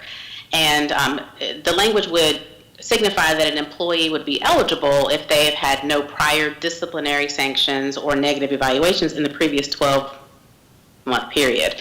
And I've included this language for a couple of reasons. A, this mirrors somewhat our language as to who is considered to be in good standing under our teacher contract policy. But then two, I'm not sure if it would benefit us or our employees to limit it only to employees who've been employed with the district for 12 months. There may be scenarios, and in fact, we've encountered some scenarios since we've been in this remote setting where new employees have been hired for positions, and then they're allowed to telework from day one. Another scenario might be an employee who has a disability or some other extenuating circumstance that arises before that 12-month period lapse. And so I was hesitant to include language that would bar certain employees that otherwise would be eligible to telework or who would otherwise be required to telework. A third example would be teachers. And so new teachers that are hired would be in a position to be eligible to telework from the beginning. And so this language here says no prior disciplinary sanctions or negative evaluations. And so technically, if an employee hasn't been employed with us for 12 months, they should not have any prior disciplinary sanctions or negative evaluations. So I wanted to explain where that language came from and see if that addresses the concerns that I believe Ms. Crowley and maybe Ms. Motsinger raised at the last board meeting where we discussed this. Yeah, this is Board Member Crowley. Yes, that definitely answers my question for that and the necessity, like you said, with new employees coming on and going straight to teleworking. So I'm satisfied with the language. Thank you. You're welcome. I did receive, so this policy after the last board meeting was published for public comment for a period of 7 days, and I did receive one response to this policy, and that was from Rhonda Mays, and so I've communicated with her via email earlier today. She asked several questions, clarifying questions about the language in the policy, and so I responded to her, but I'd be happy to take any additional questions from other board members if you have them at this time.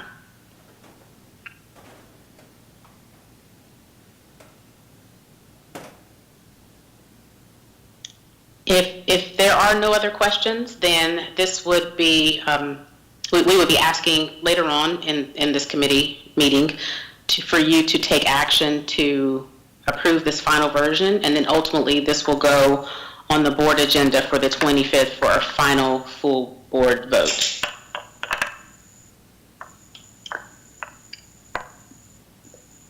Thank you. Okay. So then with that, I will transition to the next policy that is on your agenda for review. And this is actually a more minor proposed change. This is policy 5131, which is our student behavior policy. And this policy outlines the various behavior that's considered prohibited in the district. And there is a section in here whereby it prohibits students from wearing any clothing that covers their face. And so obviously in light of the situation that we're in right now where face coverings are mandated, I did include an update here in the footnote that effective for the 2021 school year, that students are permitted to wear a face covering for health and safety reasons and or as required by local, state, or federal regulatory guidelines. And so that's the, with the exception of correcting references to assistant superintendent and changing them to area superintendent, that's the only change that I'm proposing for this policy. Any questions? Okay. Well, if there are no other questions, I think Leah raised her hand. I'm sorry. I think you have one. I do have a question. Okay, I'm a little concerned about it being, the face covering. Like what would keep a student from, putting a bandana over their entire face, that type of thing. Covering their eyes when a teacher is trying to, make sure that they're paying attention, or I guess there's something about having their eyes visible, though they could be covered with a face guard, clear face guard thing. I know it's a technicality, I know it's getting really nitpicky, but having a kid sit there with their sweatshirt, hoodie completely drawn so that you can't see any of their face, that's what I'm a little concerned about. So let's pull that up just a little bit more so we can see the language. Could we possibly add something that says eyes must be visible? Because I think some children will want to wear face guards. I agree. So the eyes could be covered with something clear, but I think your word is good. Eyes must be visible. Correct. So let's scroll. Could you scroll just a little bit so we could see the effective, what it says? Yes, sorry. I apologize. Yeah. So for health and safety reasons. So that does say it's for health and safety reasons as required by local, state, or. So I think that, I mean, if somebody's wearing goggles and they're dark, are we going to say you can't wear things that I can't see your eyes? It seems that this says that. Well, the way it's worded, you can say that you're doing it for health and safety reasons, and that's my point. Is people can have their eyes covered for health and safety reasons, but I think. Yeah, my concern about putting your eyes is if you have eye surgery and you're an eye patch or you're wearing sunglasses, are we going to say, that would be my concern about going to the level of saying we must be able to see your eyes. Well, the language that's in the policy currently says is they cannot wear anything over their face that conceals their identity.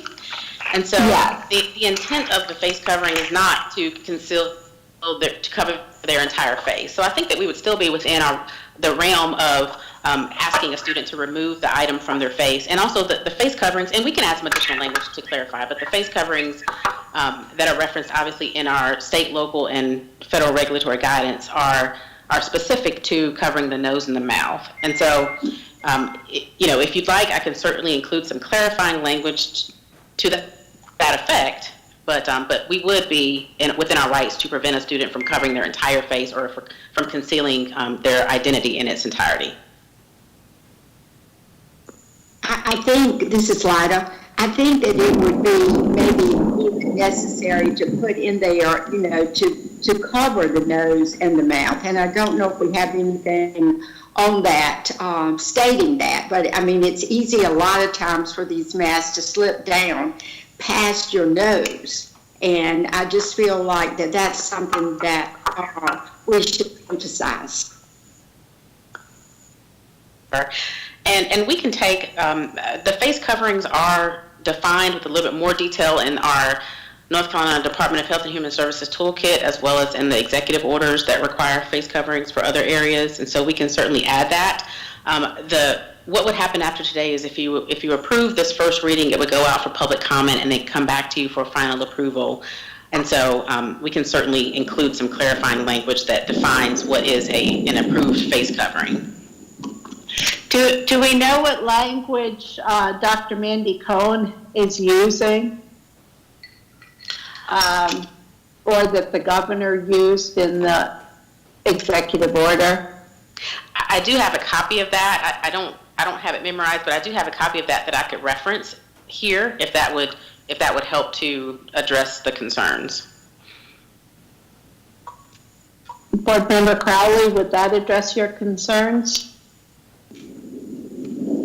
Yeah, I don't know that the governor was thinking about, what a 9-year-old boy might do in a classroom to be funny. I think they're looking at it more from the health standpoint, and I'm looking at it as I don't want this to be a distraction for teachers to have to deal with.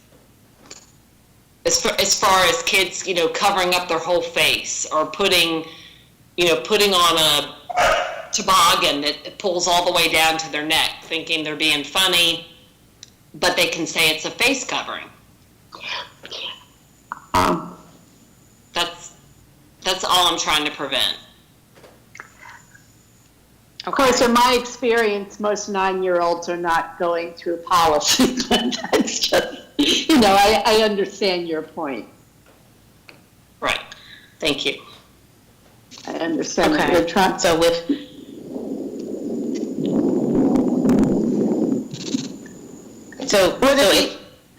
I'm sorry, go ahead, Ms. Motzinger. So I was going to just say, would it be acceptable to look directly at what is coming from the state of North Carolina and try to use similar language? Because the point is, what we're focused on is wearing what's asked for by the state to protect the health of students. Correct. And so I wonder if our language aligns with what the order is, and the language, would people be more comfortable with mask or just whatever it is that's being said at the briefings done by the governor and Mandy Cohn. They use face coverings, but we'll make sure we don't. Oh, okay. Yeah, they use face covering. Mm-hmm. Yeah. All right. Thank you. Okay, I cannot see if anyone else has their hand raised, but do any other board members have questions? No one's raised their hands. Mm-hmm. Okay, thank you very much. So then the last update that I have for you is just an informational update about some proposed changes to our employee dress and appearance administrative regulation. And then again, just as a reminder, this administrative regulations do not require board approval, but I did want to provide you all an update on language that's being proposed to be added for the same reasons as the changes I'm proposing to Policy 5131.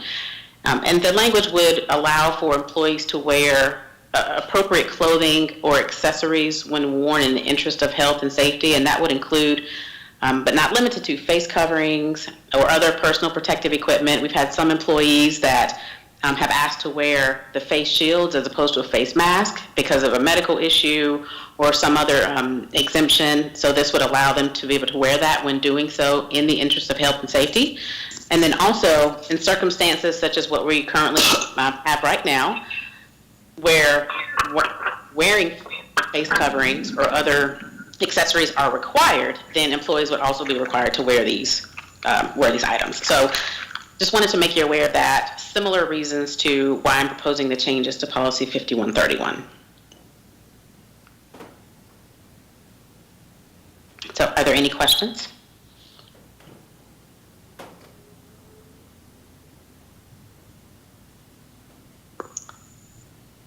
Thank you. Thank you. Okay. And we need the agenda back up. Oh, I'm sorry. You have it. Okay. Action items are. I can't see it. Okay. So we're asking to consider approval for Policy 4236, teleworking, second reading. Is there a motion?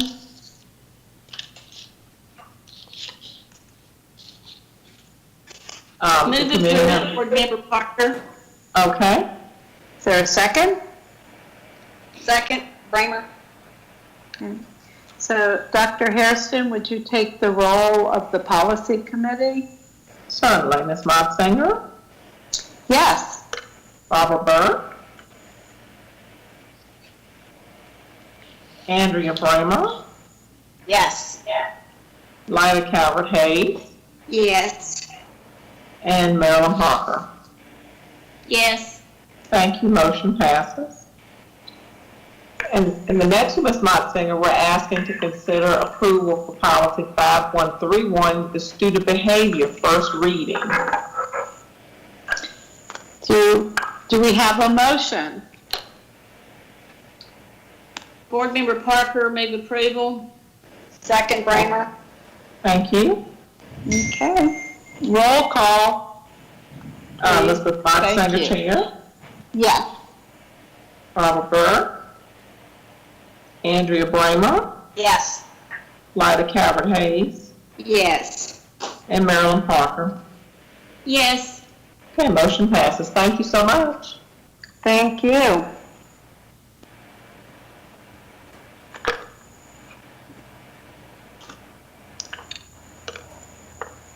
Dr. Harrison, this is Board Member Woodbury is,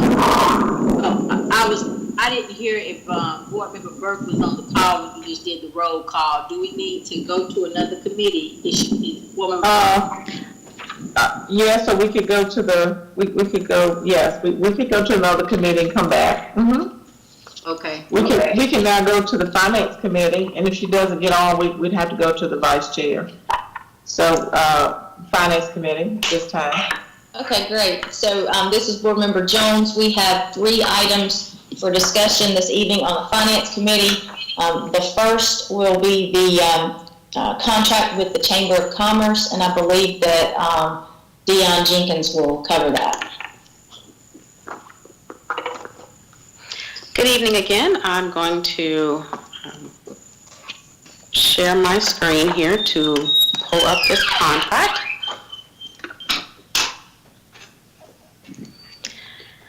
Okay, are you able to see this contract? Yes. Thank you. So I wanted to provide you all an update on the proposed contract with the Greater Winston-Salem, Inc., formerly known as the Winston-Salem Chamber of Commerce. I also believe that Rodessa Mitchell from the Chamber is on the call with us today and is prepared to answer questions or make additional comments about the new direction of Greater Winston-Salem, Inc. in providing additional internship and apprenticeship opportunities for our students. So to provide you a really brief overview, the format of this contract is similar to previous terms. However, the content is different and updated in light of the new direction of the organization. And so the proposal is for an initial term of 1 year of this contract, and the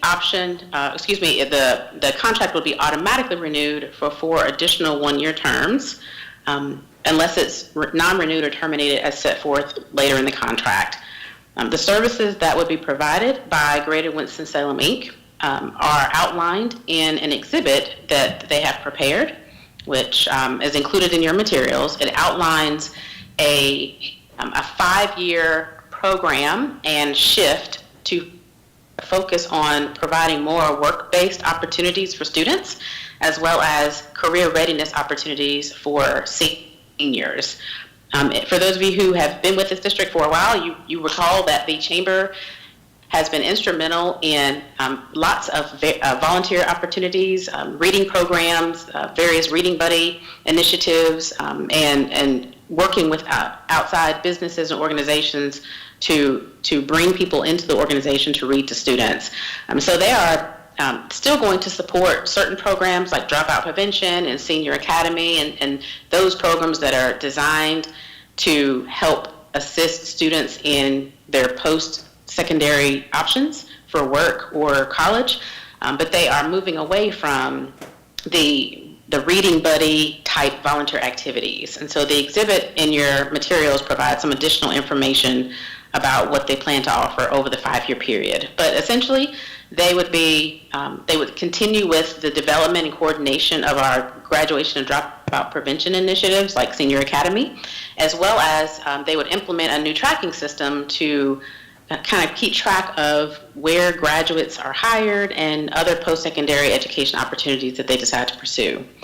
They also will continue with their efforts to provide recruitment opportunities for students, and that includes providing opportunities to participate in work-based curriculum programs such as STEM and CTE programs, hosting field trips, participating in career fairs, etc.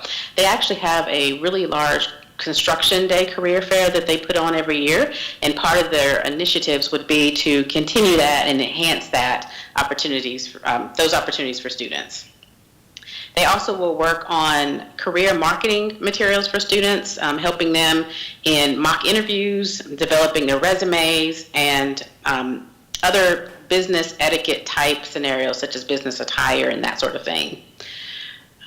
You probably will recall several months ago the announcement of a partnership with Forsyth Technical Community College for the development of this apprenticeship pipeline program where they want to provide paid internship opportunities for students in our district, and so they would continue their work in putting that program in place.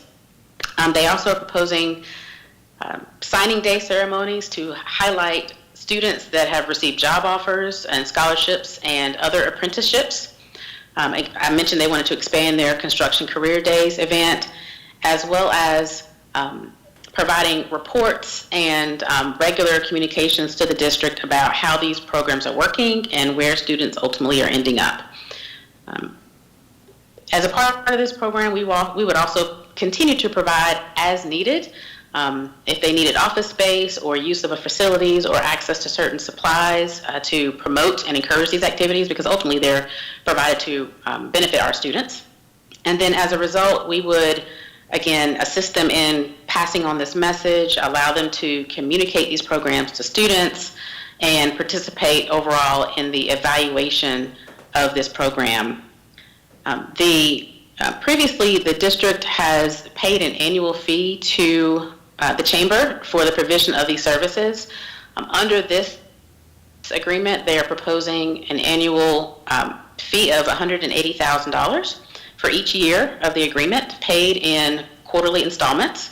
And this, again, goes to their efforts to expand their services and provide more meaningful internship and work-based opportunities for the students. The other language that's in this contract is more standard, boilerplate language that's included in agreements. The fact that we're independent contractors, that we are allowed to inspect financial records, that they agree not to discriminate on the basis of any protected classification, and then the termination provisions. I did want to note that with the exception of a circumstance that will constitute a breach of the agreement, there's also a provision in the agreement that signifies that it is contingent upon the availability of funding for the continued initiative. And so obviously, if there's no funds that are appropriated or allocated for this particular purpose for future terms, then the agreement would terminate. And so with that being said, I'm happy to take any questions that you have. Again, Rodessa Mitchell, I believe, is on the call today and would be happy to answer questions on behalf of the Chamber. I think I saw maybe Board Member Kaplan's hand up. Yes, thank you. I really like all of the initiatives, and I like the new efforts that are going to be in place. As far as the continued efforts, what is this going to look like remotely for our students? So I would ask first, is Rodessa on the call today? Yes, I am. Okay. So I will say, I'm sure Rodessa has some additional information to add. I would also note that one of the individuals who was employed with the Chamber, who was instrumental in our volunteer efforts, was Jennifer Cobb. Jennifer Cobb has come on board as our employee, and so she is doing what she was previously doing with the Chamber, except for us now. She was our volunteer coordinator for the district. So I imagine that she would be instrumental in making sure that those programs continue, because they do rely heavily on community volunteers. So that's one thing I think that we will do to make sure that those programs continue. And then Rodessa, I'll turn it over to you now. Yes. So let me just start, if I can, by saying that we got to this point because of our realization that the landscape was changing, and we surveyed some of our business members as well as our school board members who were in office at the time. We did this a couple of years ago to get feedback on, what direction should we go in, and that led us to this 5-year career readiness plan, because both groups surprisingly said what we need help with is helping students make the connection between education and employment. And in terms of the changes, we know that we're going to have to make adjustments to our plans as we move forward, particularly because of COVID-19. We anticipate working with the school district, and Deanna, I think you're exactly right. We're waiting to hear what your guidelines will be as far as community interaction with students, from a volunteer, mentoring, tutoring, kind of standpoint, and I know that's in the works now, those conversations are happening now. So we will continue to monitor that and to work closely with the district on figuring out the best way that we can safely serve students and continue, though, to help prepare them so that they can graduate career ready. So that's our overall goal.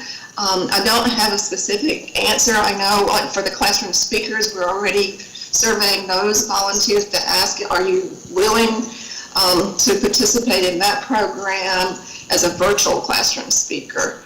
So we're working on those things as we speak too on our end, but we are going to definitely seek guidance from you all as to the best way to do that.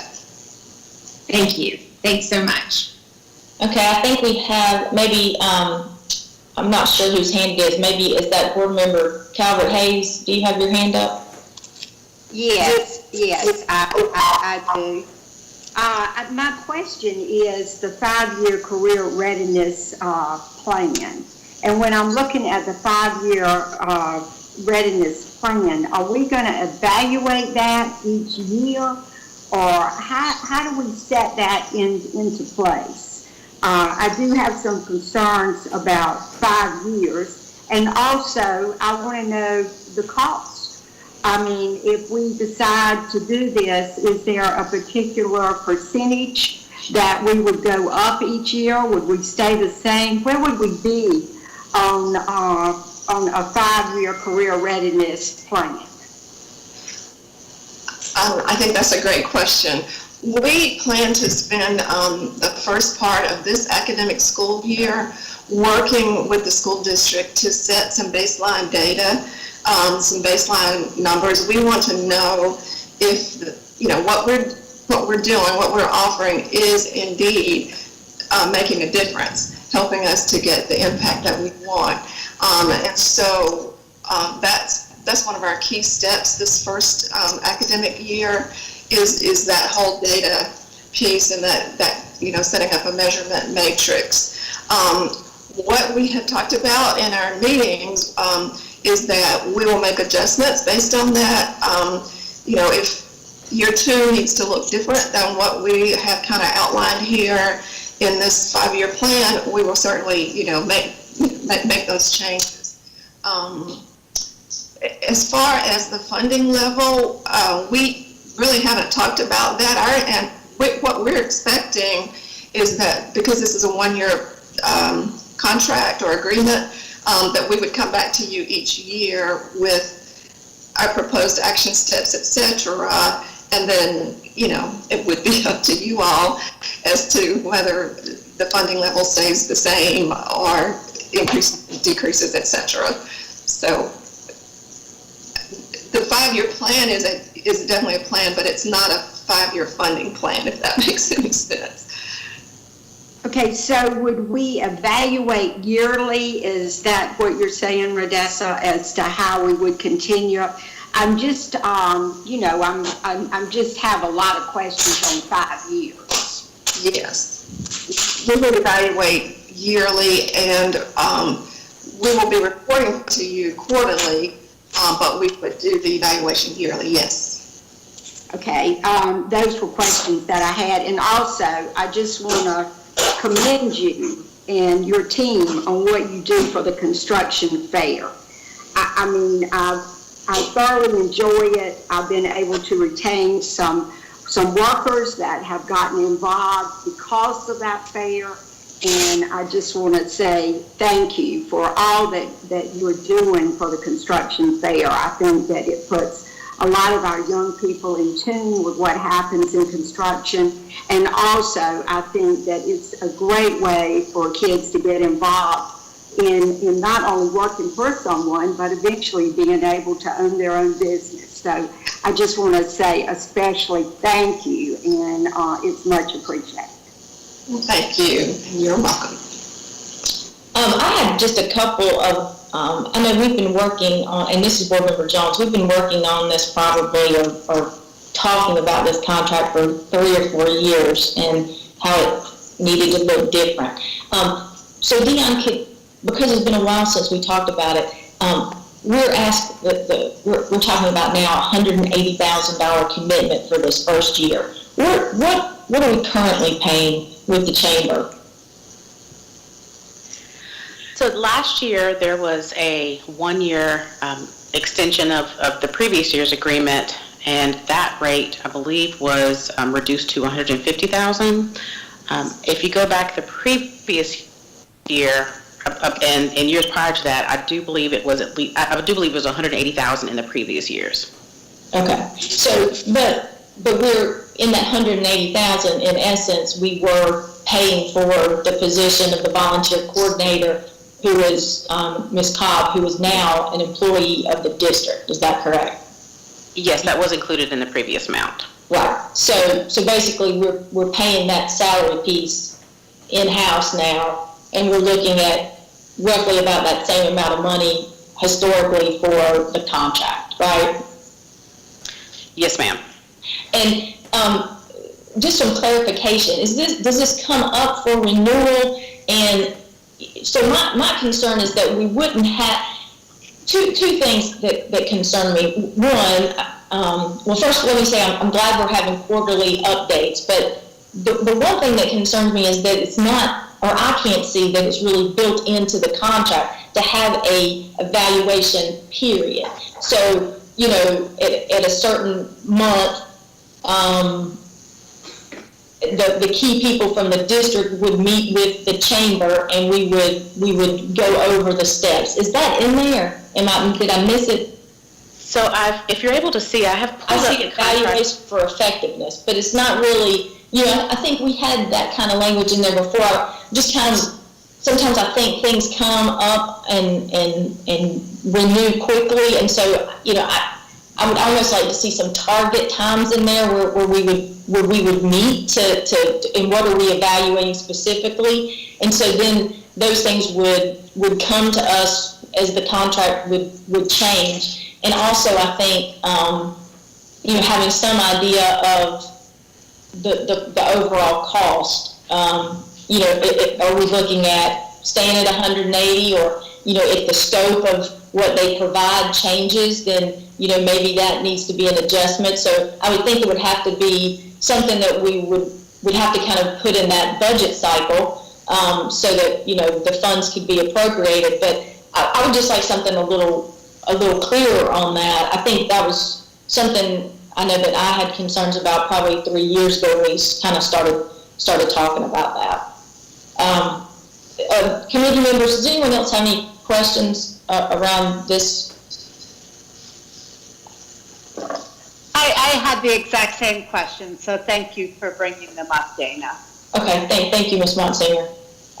Yeah, I know we need to get started on this. I also think that Board Member Kaplan brought up some really good points around, you know, at least for this first quarter, we will be remote, and what will that look like? And I know the district still needs to probably give groups some guidelines as to what that looks like. So, you know, I almost want to just to clarify that piece in the contract, and then also maybe, you know, before we vote on this, to also get some clarifying language of what this will look like for the first 9 weeks, and really what it would look like once we even go to Plan B, which could be a blended learning model, and what would that look like? Just so that everybody's clear with the expectations. So, you know, I know that may not be part of this contract, but maybe it's just an addendum or something like that for this this particular school year, so that everybody's clear. Board Member Parker, did you have a question? Yeah, I was just in that same vein. I was wondering about with the kind of the work study thing. Would that even be a possibility during COVID, or like, you know, is that out of the realm of doing as well while we're remote?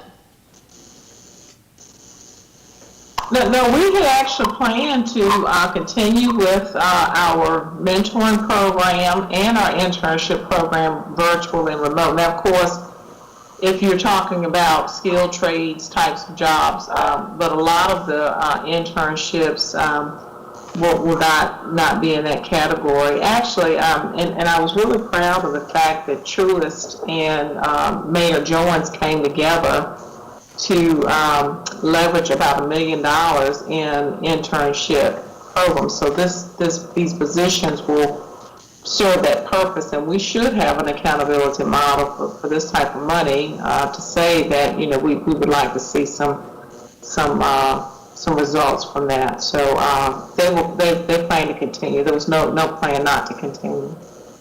Okay, so the internships, the students will be able to continue to do those. Yes, we actually had a couple of interns at the chamber, and some work for bankers. Sorry.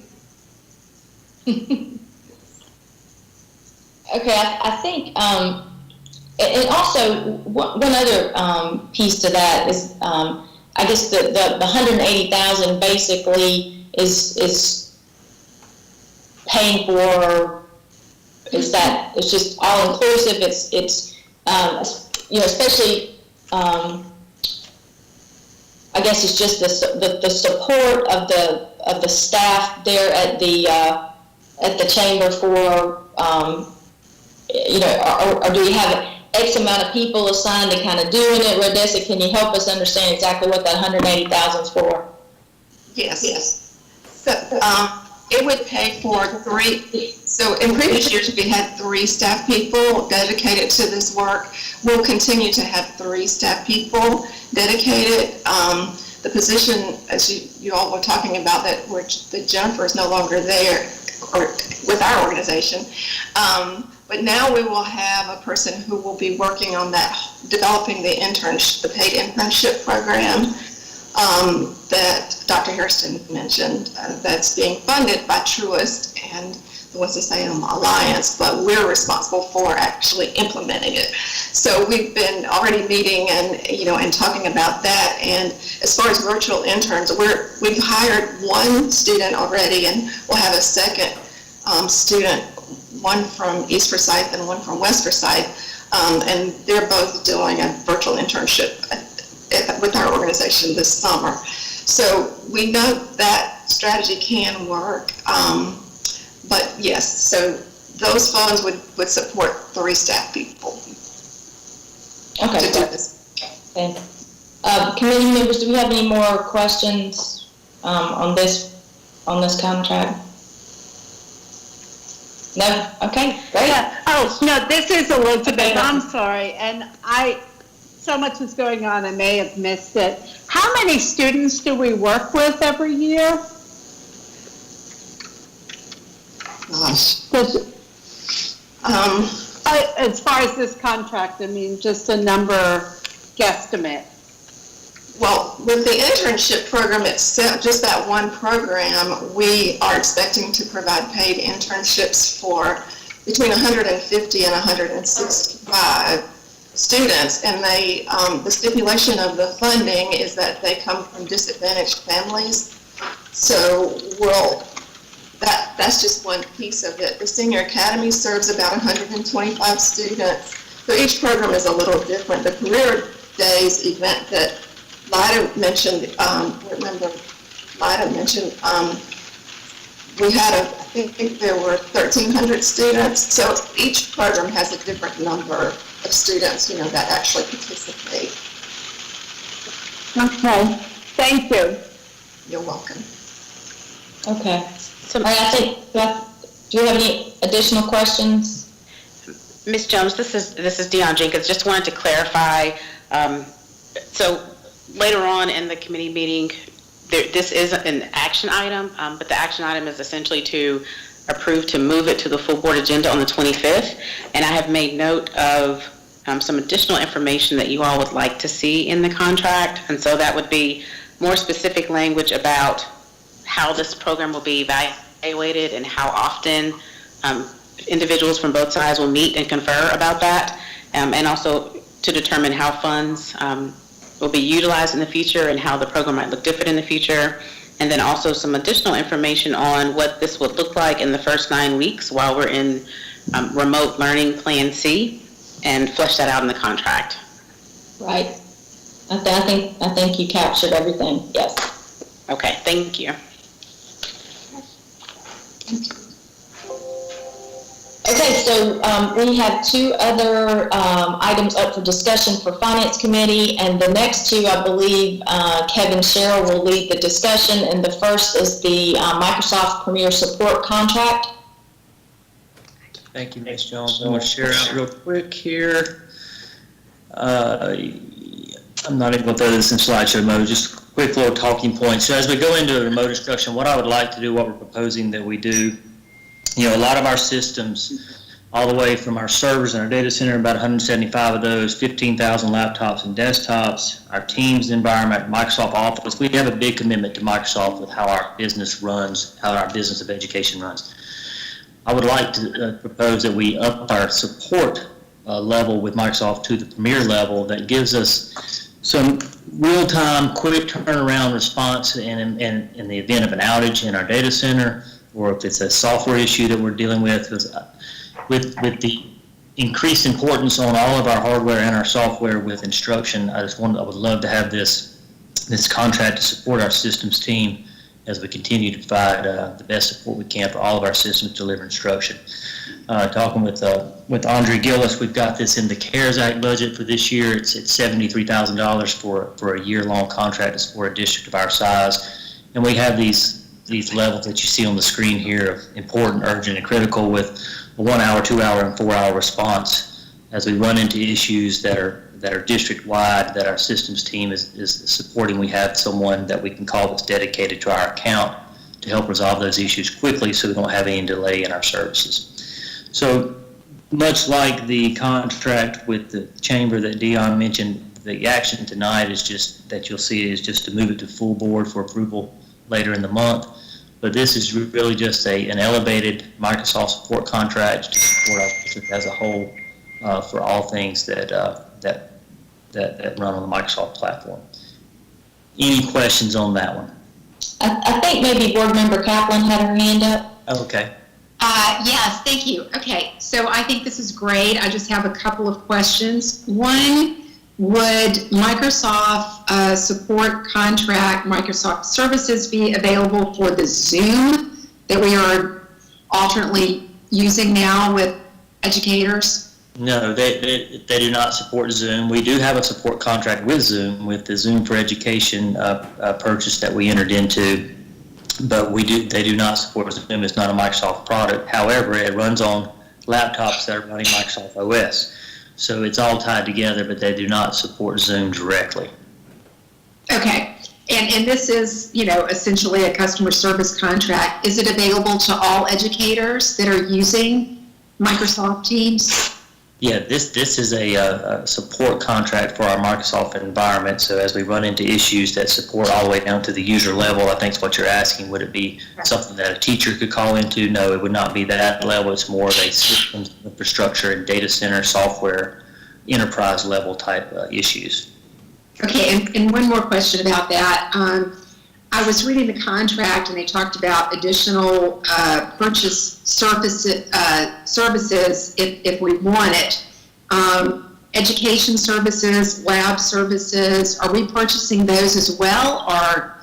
No, we are not. They have some add-ons that you mentioned. We are not purchasing that. We're just purchasing the Premier support package for our data center products, our server products, our OS products, Teams, and this response time mechanism to have dedicated people to our account.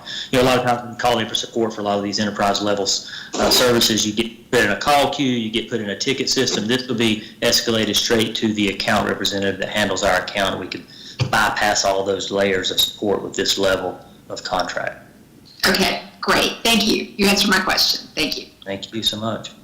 And so to clarify, this would be covered by the COVID dollars that the district will have for this year, and this will take us all year. Is that correct, Kevin? Yes, ma'am. It would be a 12-month contract, and we do have it in the CARES Act budget that we worked on a few months ago. Actually, it's been there, and we're just now bringing it to the table. Any other questions, committee members, on this one? Okay. So next, Kevin, will you talk with us about the community Wi-Fi purchase and deployment? Absolutely. So one of the other things that we have some one-time funding for is we have some state funding for community Wi-Fi. And we received a little over $200 to close to $300,000. This is some of the money we've used for the bus Wi-Fi. In addition to the bus Wi-Fi that I mentioned earlier in the overview report, we have an opportunity to go into some of our neighborhood schools with some of this one-time funding that's earmarked specifically for community Wi-Fi. And our approach is to take some of our schools and hang outdoor access points on the buildings and push our signal from our schools into our neighborhoods that are surrounding those neighborhood schools to provide additional coverage. If you take a quick look at this little map here, right in the middle there, I know it's kind of hard to see, but that's Cook Elementary. So with some of the surveying that we've done with some of our tools to survey signal strength, we feel like we can provide that type of coverage coming off of 4 locations at Cook Elementary. This is just an example. So you see the coverage as it goes into those homes surrounding Cook, pretty wide radius that we're able to throw there to provide the same Wi-Fi that's in our buildings could be in those families' homes with the same filtering, just as if it was in the building, SIPA compliant filtering, all those kinds of things for students. So this is just an effort to take our neighborhood schools as far as we can take the dollars and create a kind of a mesh umbrella of Wi-Fi in those neighborhoods coming off of the school building to give some more opportunity for access. So that's the approach. And the quote that you see here, this is for 1 unit. And like for Cook, we would need 4. So again, I think we have just over $200,000 aside for this, and Andre will work on the exact amount if you want to know what we're going to put towards that.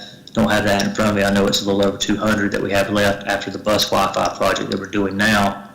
So we would buy as many as we can and then target our schools that we could get the most bang for the buck as far as the housing density around the school buildings in order to create that Wi-Fi network. So that's the approach. We want to do that as we move through this first 9 weeks and move as quickly as we possibly can. The funding is available to us now. And just to say one last time, it is state funding that was earmarked specifically for this type of project. Yeah. Thank you, Kevin. Board Member Kaplan, did you have a question? Yes. So what percentage of the county will this cover, this Well, bridge I deck? don't know that we've really gotten that far. We need to survey our schools. So I think of Cook, and I think of Ashley, and I think of the schools that are deep into our neighborhoods, the neighborhood schools. It wouldn't make sense like at Reagan or West Forsyth where there's no housing around. That would make sense for those locations. It would create great campus Wi-Fi, parking lots and things like that. But my goal, or our goal, is to have this accessible in some of the neighborhoods that we penetrate into some of the housing. So our next step would be to get out there and really do some site surveys based on how many access points we can purchase and try to figure out which schools will benefit the best. So I don't have a clear answer for you on that tonight, Ms. Kaplan, but we can have that data as we come to the board meeting on the 25th and let you know which schools we're going to. Does this have anything to do with the connection of the 20 buses with the Wi-Fi? It's similar technology, but it's coming out of the same funding. But no, it's not the same. This is going to be physical and stationary on our buildings and making a Wi-Fi ring around those buildings in those neighborhoods, whereas the bus Wi-Fi we can move anywhere in the county because it's got an LTE connection through Verizon that's then connecting back to our network, so we can use that anywhere mobile. But this gives us some neighborhood Wi-Fi coming off of our buildings. So beyond COVID, I mean, this is a great thing beyond this crisis that we're going through. This is a long-term solution to provide some Wi-Fi for residential areas close to our schools. Okay, thank you. You're welcome. I like that, Kevin. I mean, I think if we, even long-term past what we're talking about now, we know that, honestly, I think our internet connections are maybe an essential service as lights and water and that sort of thing in the world that we live in now. And so we're doing some good work, and it would stay with the would stay with that community the whole time. Other questions around that? I'd like to clarify with Dion. Dion, tonight we're just asking for this to go for approval on the 25th as well. If we need to wait for the full. Board Member Jones, and to our board members. When we move to action items, and we know that we don't like to move things to new business out of committee because we know that we have not had an opportunity for public comment. But what we're asking is for you to consider, we would really like to ask that B, C, and D move to new business because school is next week. And we really need to get this going so we can get these things for children. A, would go to the full board later in the month, but if you all could accommodate us, we would really appreciate it. Dr. Harrison, I have reservations sometimes with putting things to new business, but without having that public comment. But I believe that these are things, like you said, with school starting on the 17th, and I don't know who would be against us providing services to help our students. So I think we could do that. So no other comments from committee members on, that's our last discussion item this evening, and then we'll move into the 4 action items. Okay, all right. So the first action item that we have is to consider the approval of the Chamber of Commerce contract. Leon, could we move this contract forward and then you bring us the some of the clarifying points that we had asked for, or do you want us to table this? I think that I've got a good grasp of what you all are looking for. If you want to move it forward under the understanding that I will bring you a revised contract with those things, I think that would be appropriate. Okay, I think that'd be great. Do I have a motion to approve? Board Member Kaplan, motion to approve. Thank you, Board Member Kaplan. Do I have a second? Kramer, second. Thank you, Andy. Okay, so Dr. Harrison, would you take the roll call for the committee, please? Most certainly. Dana Jones, chair. Yes. Andrea Bramer. Yes. Deanna Kaplan. Yes. Elizabeth Motsinger. Yes. And Marilyn Parker. Marilyn Parker. Ms. Chair, Dr. Harrison, this is Sam. Marilyn is having internet problems. We're working on getting her connected. Okay, but motion passes. Okay, thank you very much. Next, we have the consider approval of the classroom technology remote learning equipment for purchase. I believe this is what we was kind of being showcased, and I think it goes back to Board Member Crawley's question: were all the classrooms equipped? And so I believe this would help us bridge that gap. Is that correct, Kevin? Can I ask a question quickly, please? So the plan. Okay, I'm sorry, Kevin. Kevin, is this funding coming from technology bonds? Just wanted to ask that. Yeah, thank you, because I think this is the appropriate time to share what we're thinking here. Very low cost solution per classroom, but as you add 3,800 classrooms, it gets costly. So we're looking at $200 per room. So what I'm proposing we do, this is classroom technology. I would like for us to reevaluate our classroom technology package for the bond and add this in as part of that component. As many of you know, we've had that the county commissioners approved classroom technology bond. They did not approve the individual components. And when we talked about that back in 2016, we said every year we would reevaluate technology and we would evolve and try to stay current.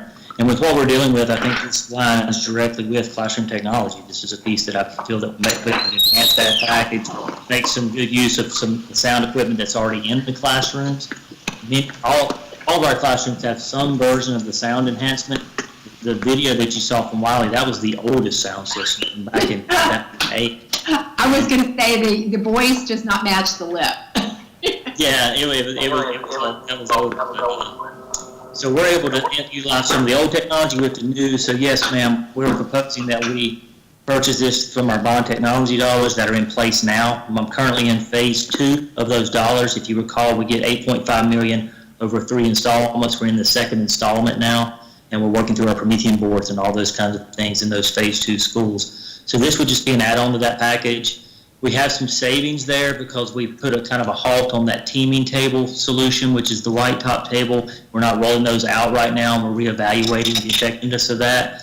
So the money is there, and I feel like that it's be well spent. 3,800 rooms at 200, we're talking $400,000. I have an RFP out right now that closes tomorrow. I did an official bid on this equipment, so I'll have that closing tomorrow, and I'll be able to bring exact dollar amounts and the winning bid back for approval if need be as we move through purchasing this. But yes, it will be a bond technology allocation. Okay. We started with the high school classes in kindergarten and first, and then everybody else will backfill. Perfect. Thank you.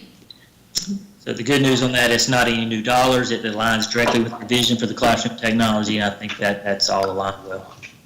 So, I move to approve, if that's okay. Thank you, Board Member Motzinger. Do I have a second? And I second. Kaplan. Thank you. Thank you, Ms. Kaplan. Okay, so Dr. Harrison? Chair Dana Jones? Yes. Andrea Bramer? Yes. Deanna Kaplan? Yes. Elizabeth Motzinger? Yes. And Marilyn Parker. Okay. Ms. Thank you so much. Motion passes. Yes, we're good. All right. So let's move into action item C, and that's consider approval of the Microsoft Premier contract. Do I have a motion to approve? Motion to approve, Kaplan. Thank you, Ms. Kaplan. Second? Second. All right. Thank you, Ms. Motzinger. Dr. Harrison, please. Chair Dana Jones? Yes. Andrea Bramer? Yes. Deanna Kaplan? Yes. Elizabeth Motzinger? Yes. Marilyn Parker? Motion passes. Great. Yeah. Back. Yay, Marilyn. Thank you. Okay, and our last action item this evening for finance would be to consider approval of the community Wi-Fi purchase and deployment. Do I have a motion? So moved. Thank you, Bramer. Do I have a second? Second. Thank you, Ms. Motzinger. And Dr. Harrison, if you'll take the roll. Chair Dana Jones? Yes. Andrea Bramer? Yes. Deanna Kaplan? Yes. Elizabeth Motzinger? Oh, yes. And Marilyn Parker. Yes. Great, motion passes. Thank you so All right, much. that's great. That concludes the Finance Committee for the evening. And Chair Woodbury, we have Buildings and Grounds next. Yes, thank you. Thank you. I think Ms. Burke is on the call. Did we want to do curriculum or keep moving forward? We've asked Marilyn Parker to cover that, so we'll move on with Buildings and Grounds to come back.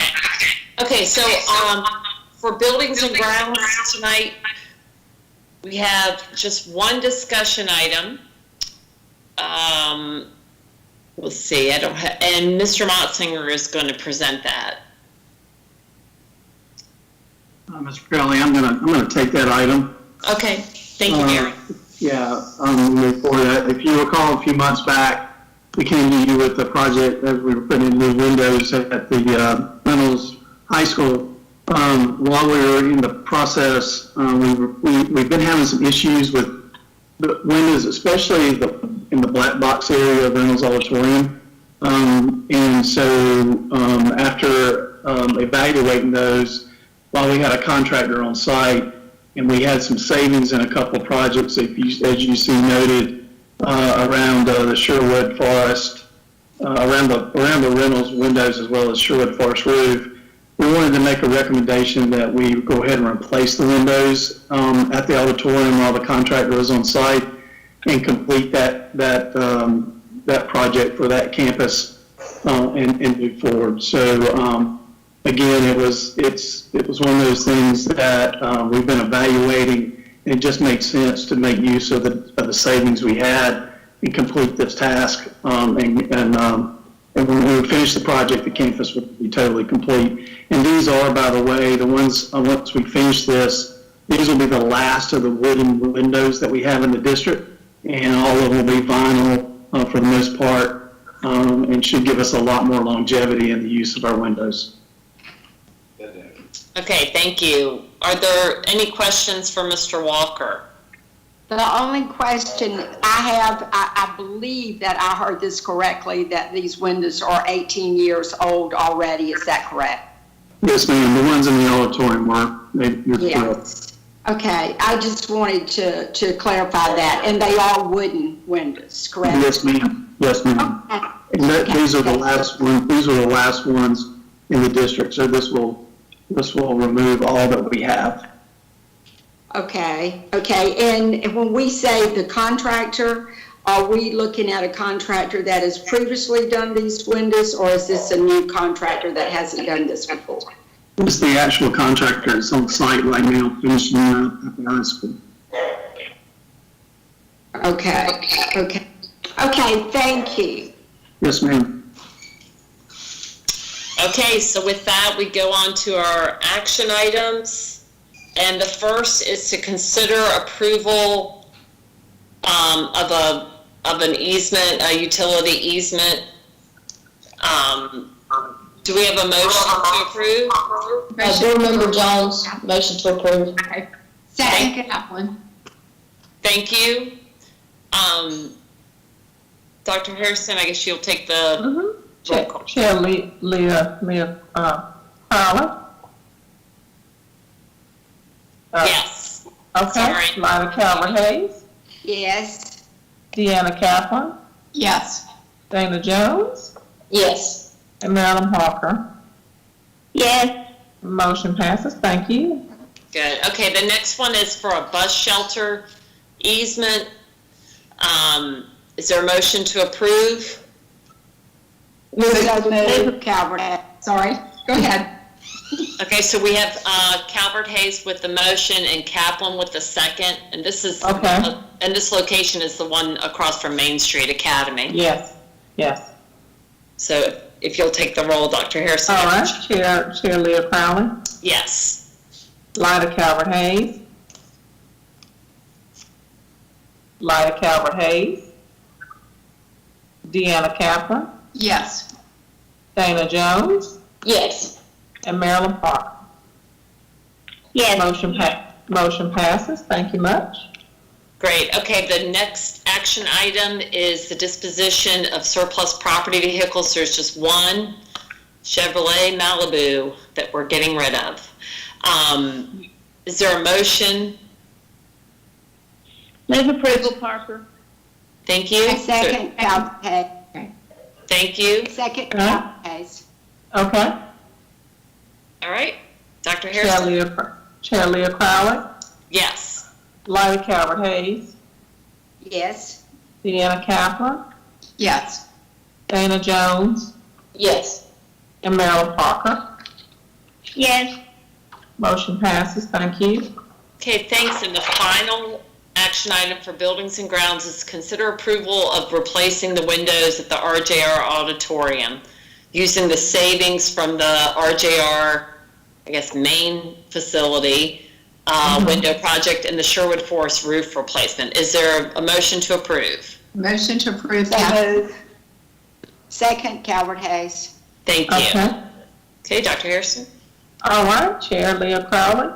Yes. Lyda Calvert-Hayes. Yes. Deanna Kaplan. Yes. Dana Jones. Yes. And Marilyn Parker. Yes. Thank you. Great, and this concludes buildings and grounds. Thank you, everybody. I think we have Marilyn Parker opening up curriculum. Yes, I think though, Dr. Harris, according to Dion, we may need to amend the agenda to add the new business for the action items under finance. Dion, could you speak to that? I don't know if I understood your text correctly. Yes, I apologize. I was trying to unmute at the end of the Finance Committee to ask for that motion to be taken, but you can wait until you get to the new business section. You'll need a motion to amend the agenda to add those action items and then a subsequent motion to approve those items as a full board. Okay. So you can do that at new business. Okay, thank you. Okay, are we ready for curriculum? We are. Thank you, Board Member Parker. Okay, so I think the first discussion item is the alternative accountability model, Andy Kraft. Board Member Parker, thank you. Be happy to share my screen here with you and show you our alternative accountability model, exactly the same model that we brought to you last year and that you all approved. No changes from that, but just here to refresh your memory on that. Just a second while I pull that up for you. You'll remember that there are 6 schools that fall under on the part of the state. What they do is they allow alternative schools to get a different designation in addition to the school performance grade. So these are the 6 schools for you to consider when you review our suggestion for the alternative accountability model. You have 2 decisions to make. One is, do these schools get a school performance grade and an alternative progress measure, or just a school performance grade? The second decision you have to make is, what do we do in the case of insufficient data for any of these 6 schools? So let me explain those details surrounding those 2 decisions, and then we'll hear from you all. So first of all, the first decision you have to make is, do these schools get a school performance grade and an alternative progress measure? What you could do is say, no, they're just going to get the traditional school performance grade. That's really not an option. They have to get at least that. But it's our recommendation that these alternative schools get a school performance grade and an alternative measure. Let me just toggle over here real quick and show you what that alternative measure is.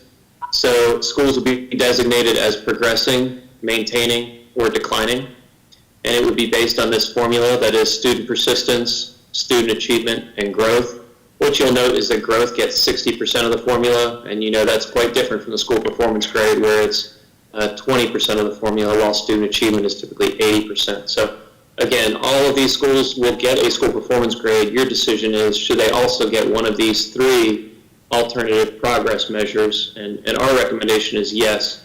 And you can see that here, that we are recommending that schools get, in addition to their school performance grade, that all 6 of these schools would get that alternative school progress model designation, okay? So that's the first of the 2 decisions that you have to make.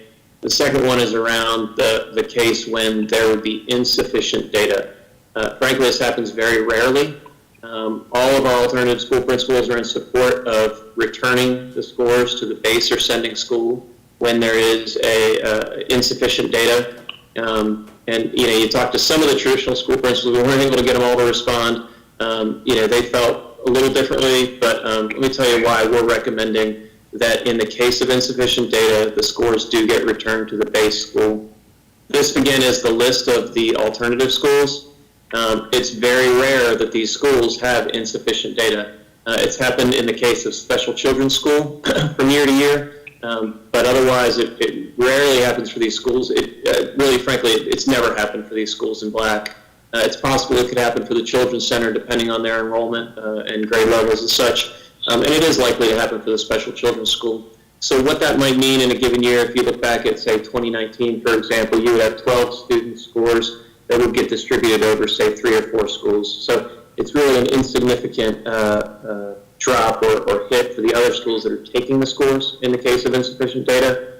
But we think that's the best course of action. So as a result, it's our recommendation that if there are insufficient scores for any of these 6 schools, that the school performance grade be determined by sending the scores back to the home school, and then that alternative school would get the grade from the school where the largest number of students originated.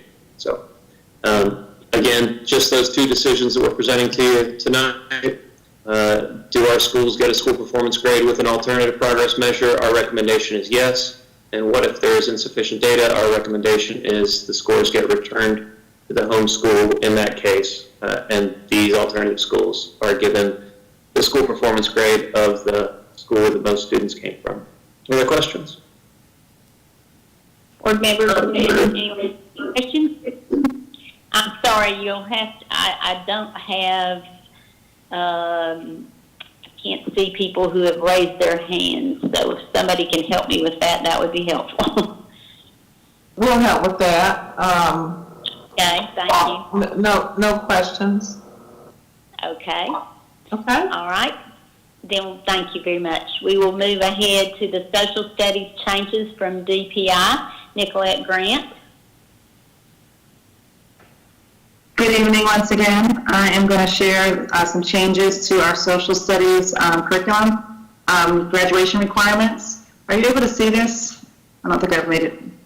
No. All right. Okay.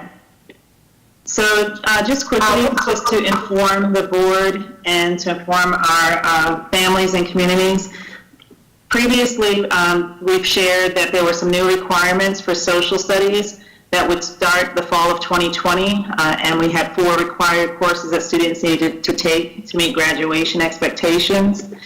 During the July 8th state board meeting, that decision was put on hold.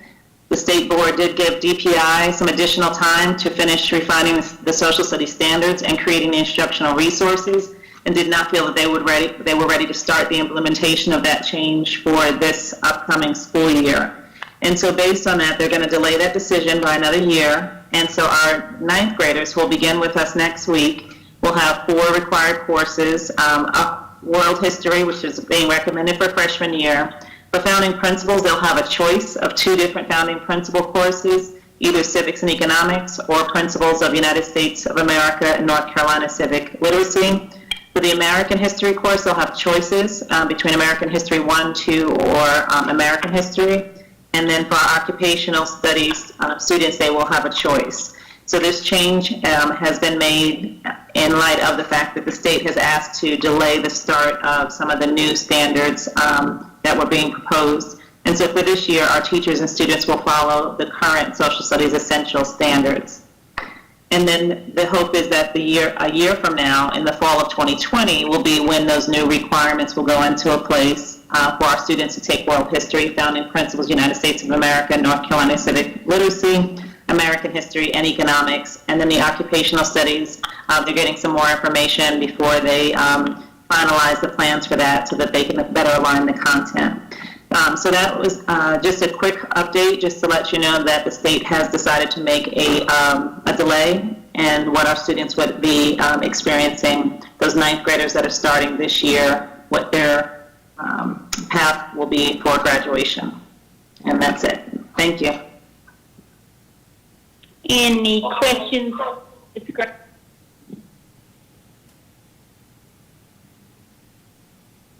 No, ma'am.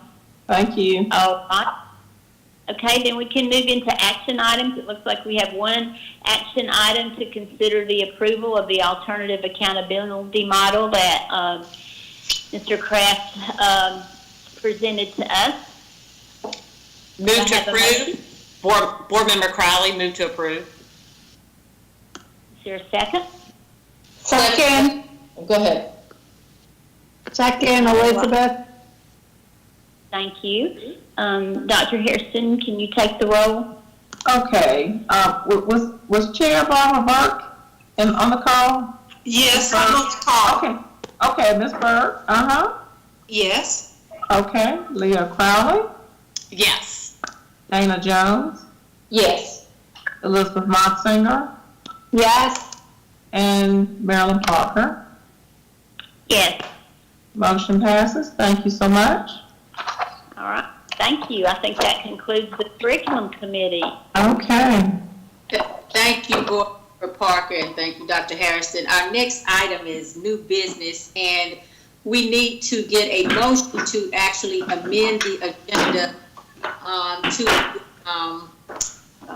add 3 action items from the Finance Committee meeting. So is there a motion to amend the agenda to add action items up under the curriculum committee, which are items B, C, and D under action items?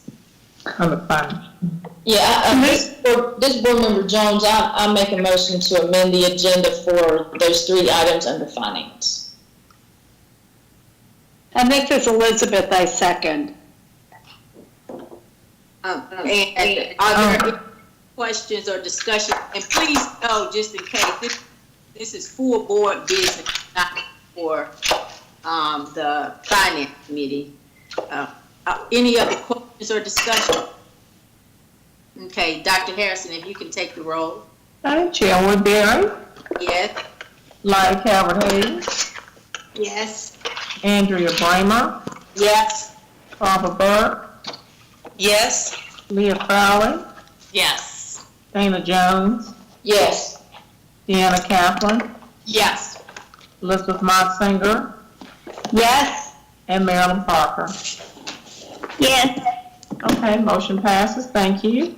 The next item under new business is a full board motion actually approve the items B, C, and D, but I'll go one by one, I think is what Dion would prefer. So is there a full board motion to approve, consider approval of the classroom technology remote learning equipment? Motion to approve, Kaplan. Second. Any further question or discussion? Dr. Harrison, you can take the roll, please. Okay, Chair Woodbury, Yes. Lyda Calvert-Hayes, Yes. Andrea Bramer, Yes. Barbara Burke, Yes.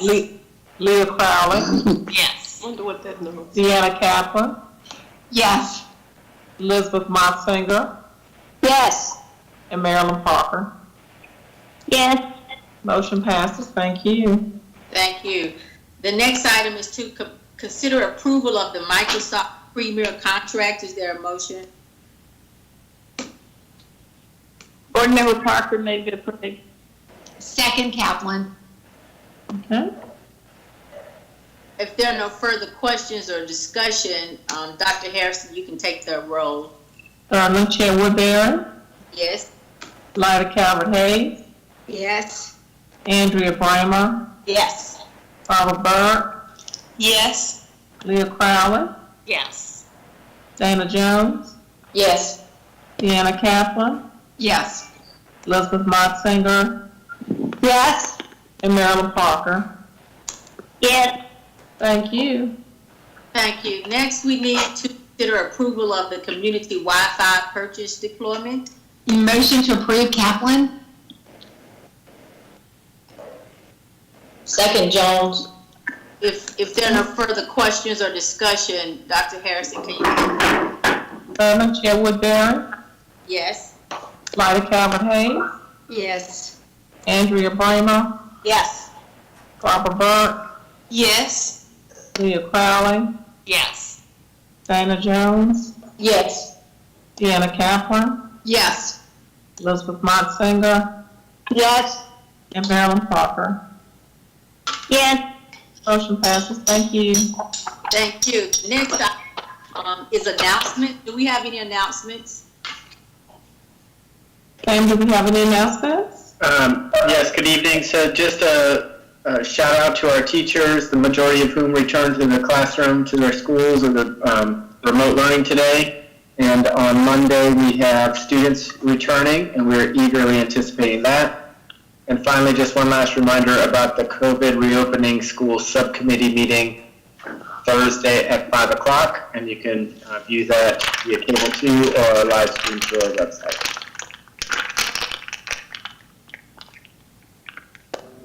Are those all the, ma'am? Yes, ma'am. Okay, thank you. Item is a club issue for personnel matter. There are session. Board Member Crowley moved to go into closed. Second, Jones. If there are no further questions or discussion, Dr. Harrison. All in favor of going into closed session, let it be known by aye. Aye.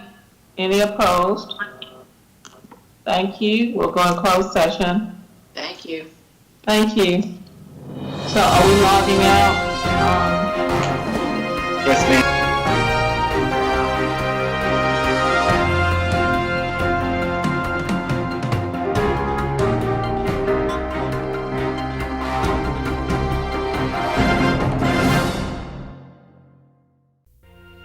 Thank you for joining us on Your School Channel, Cable 2.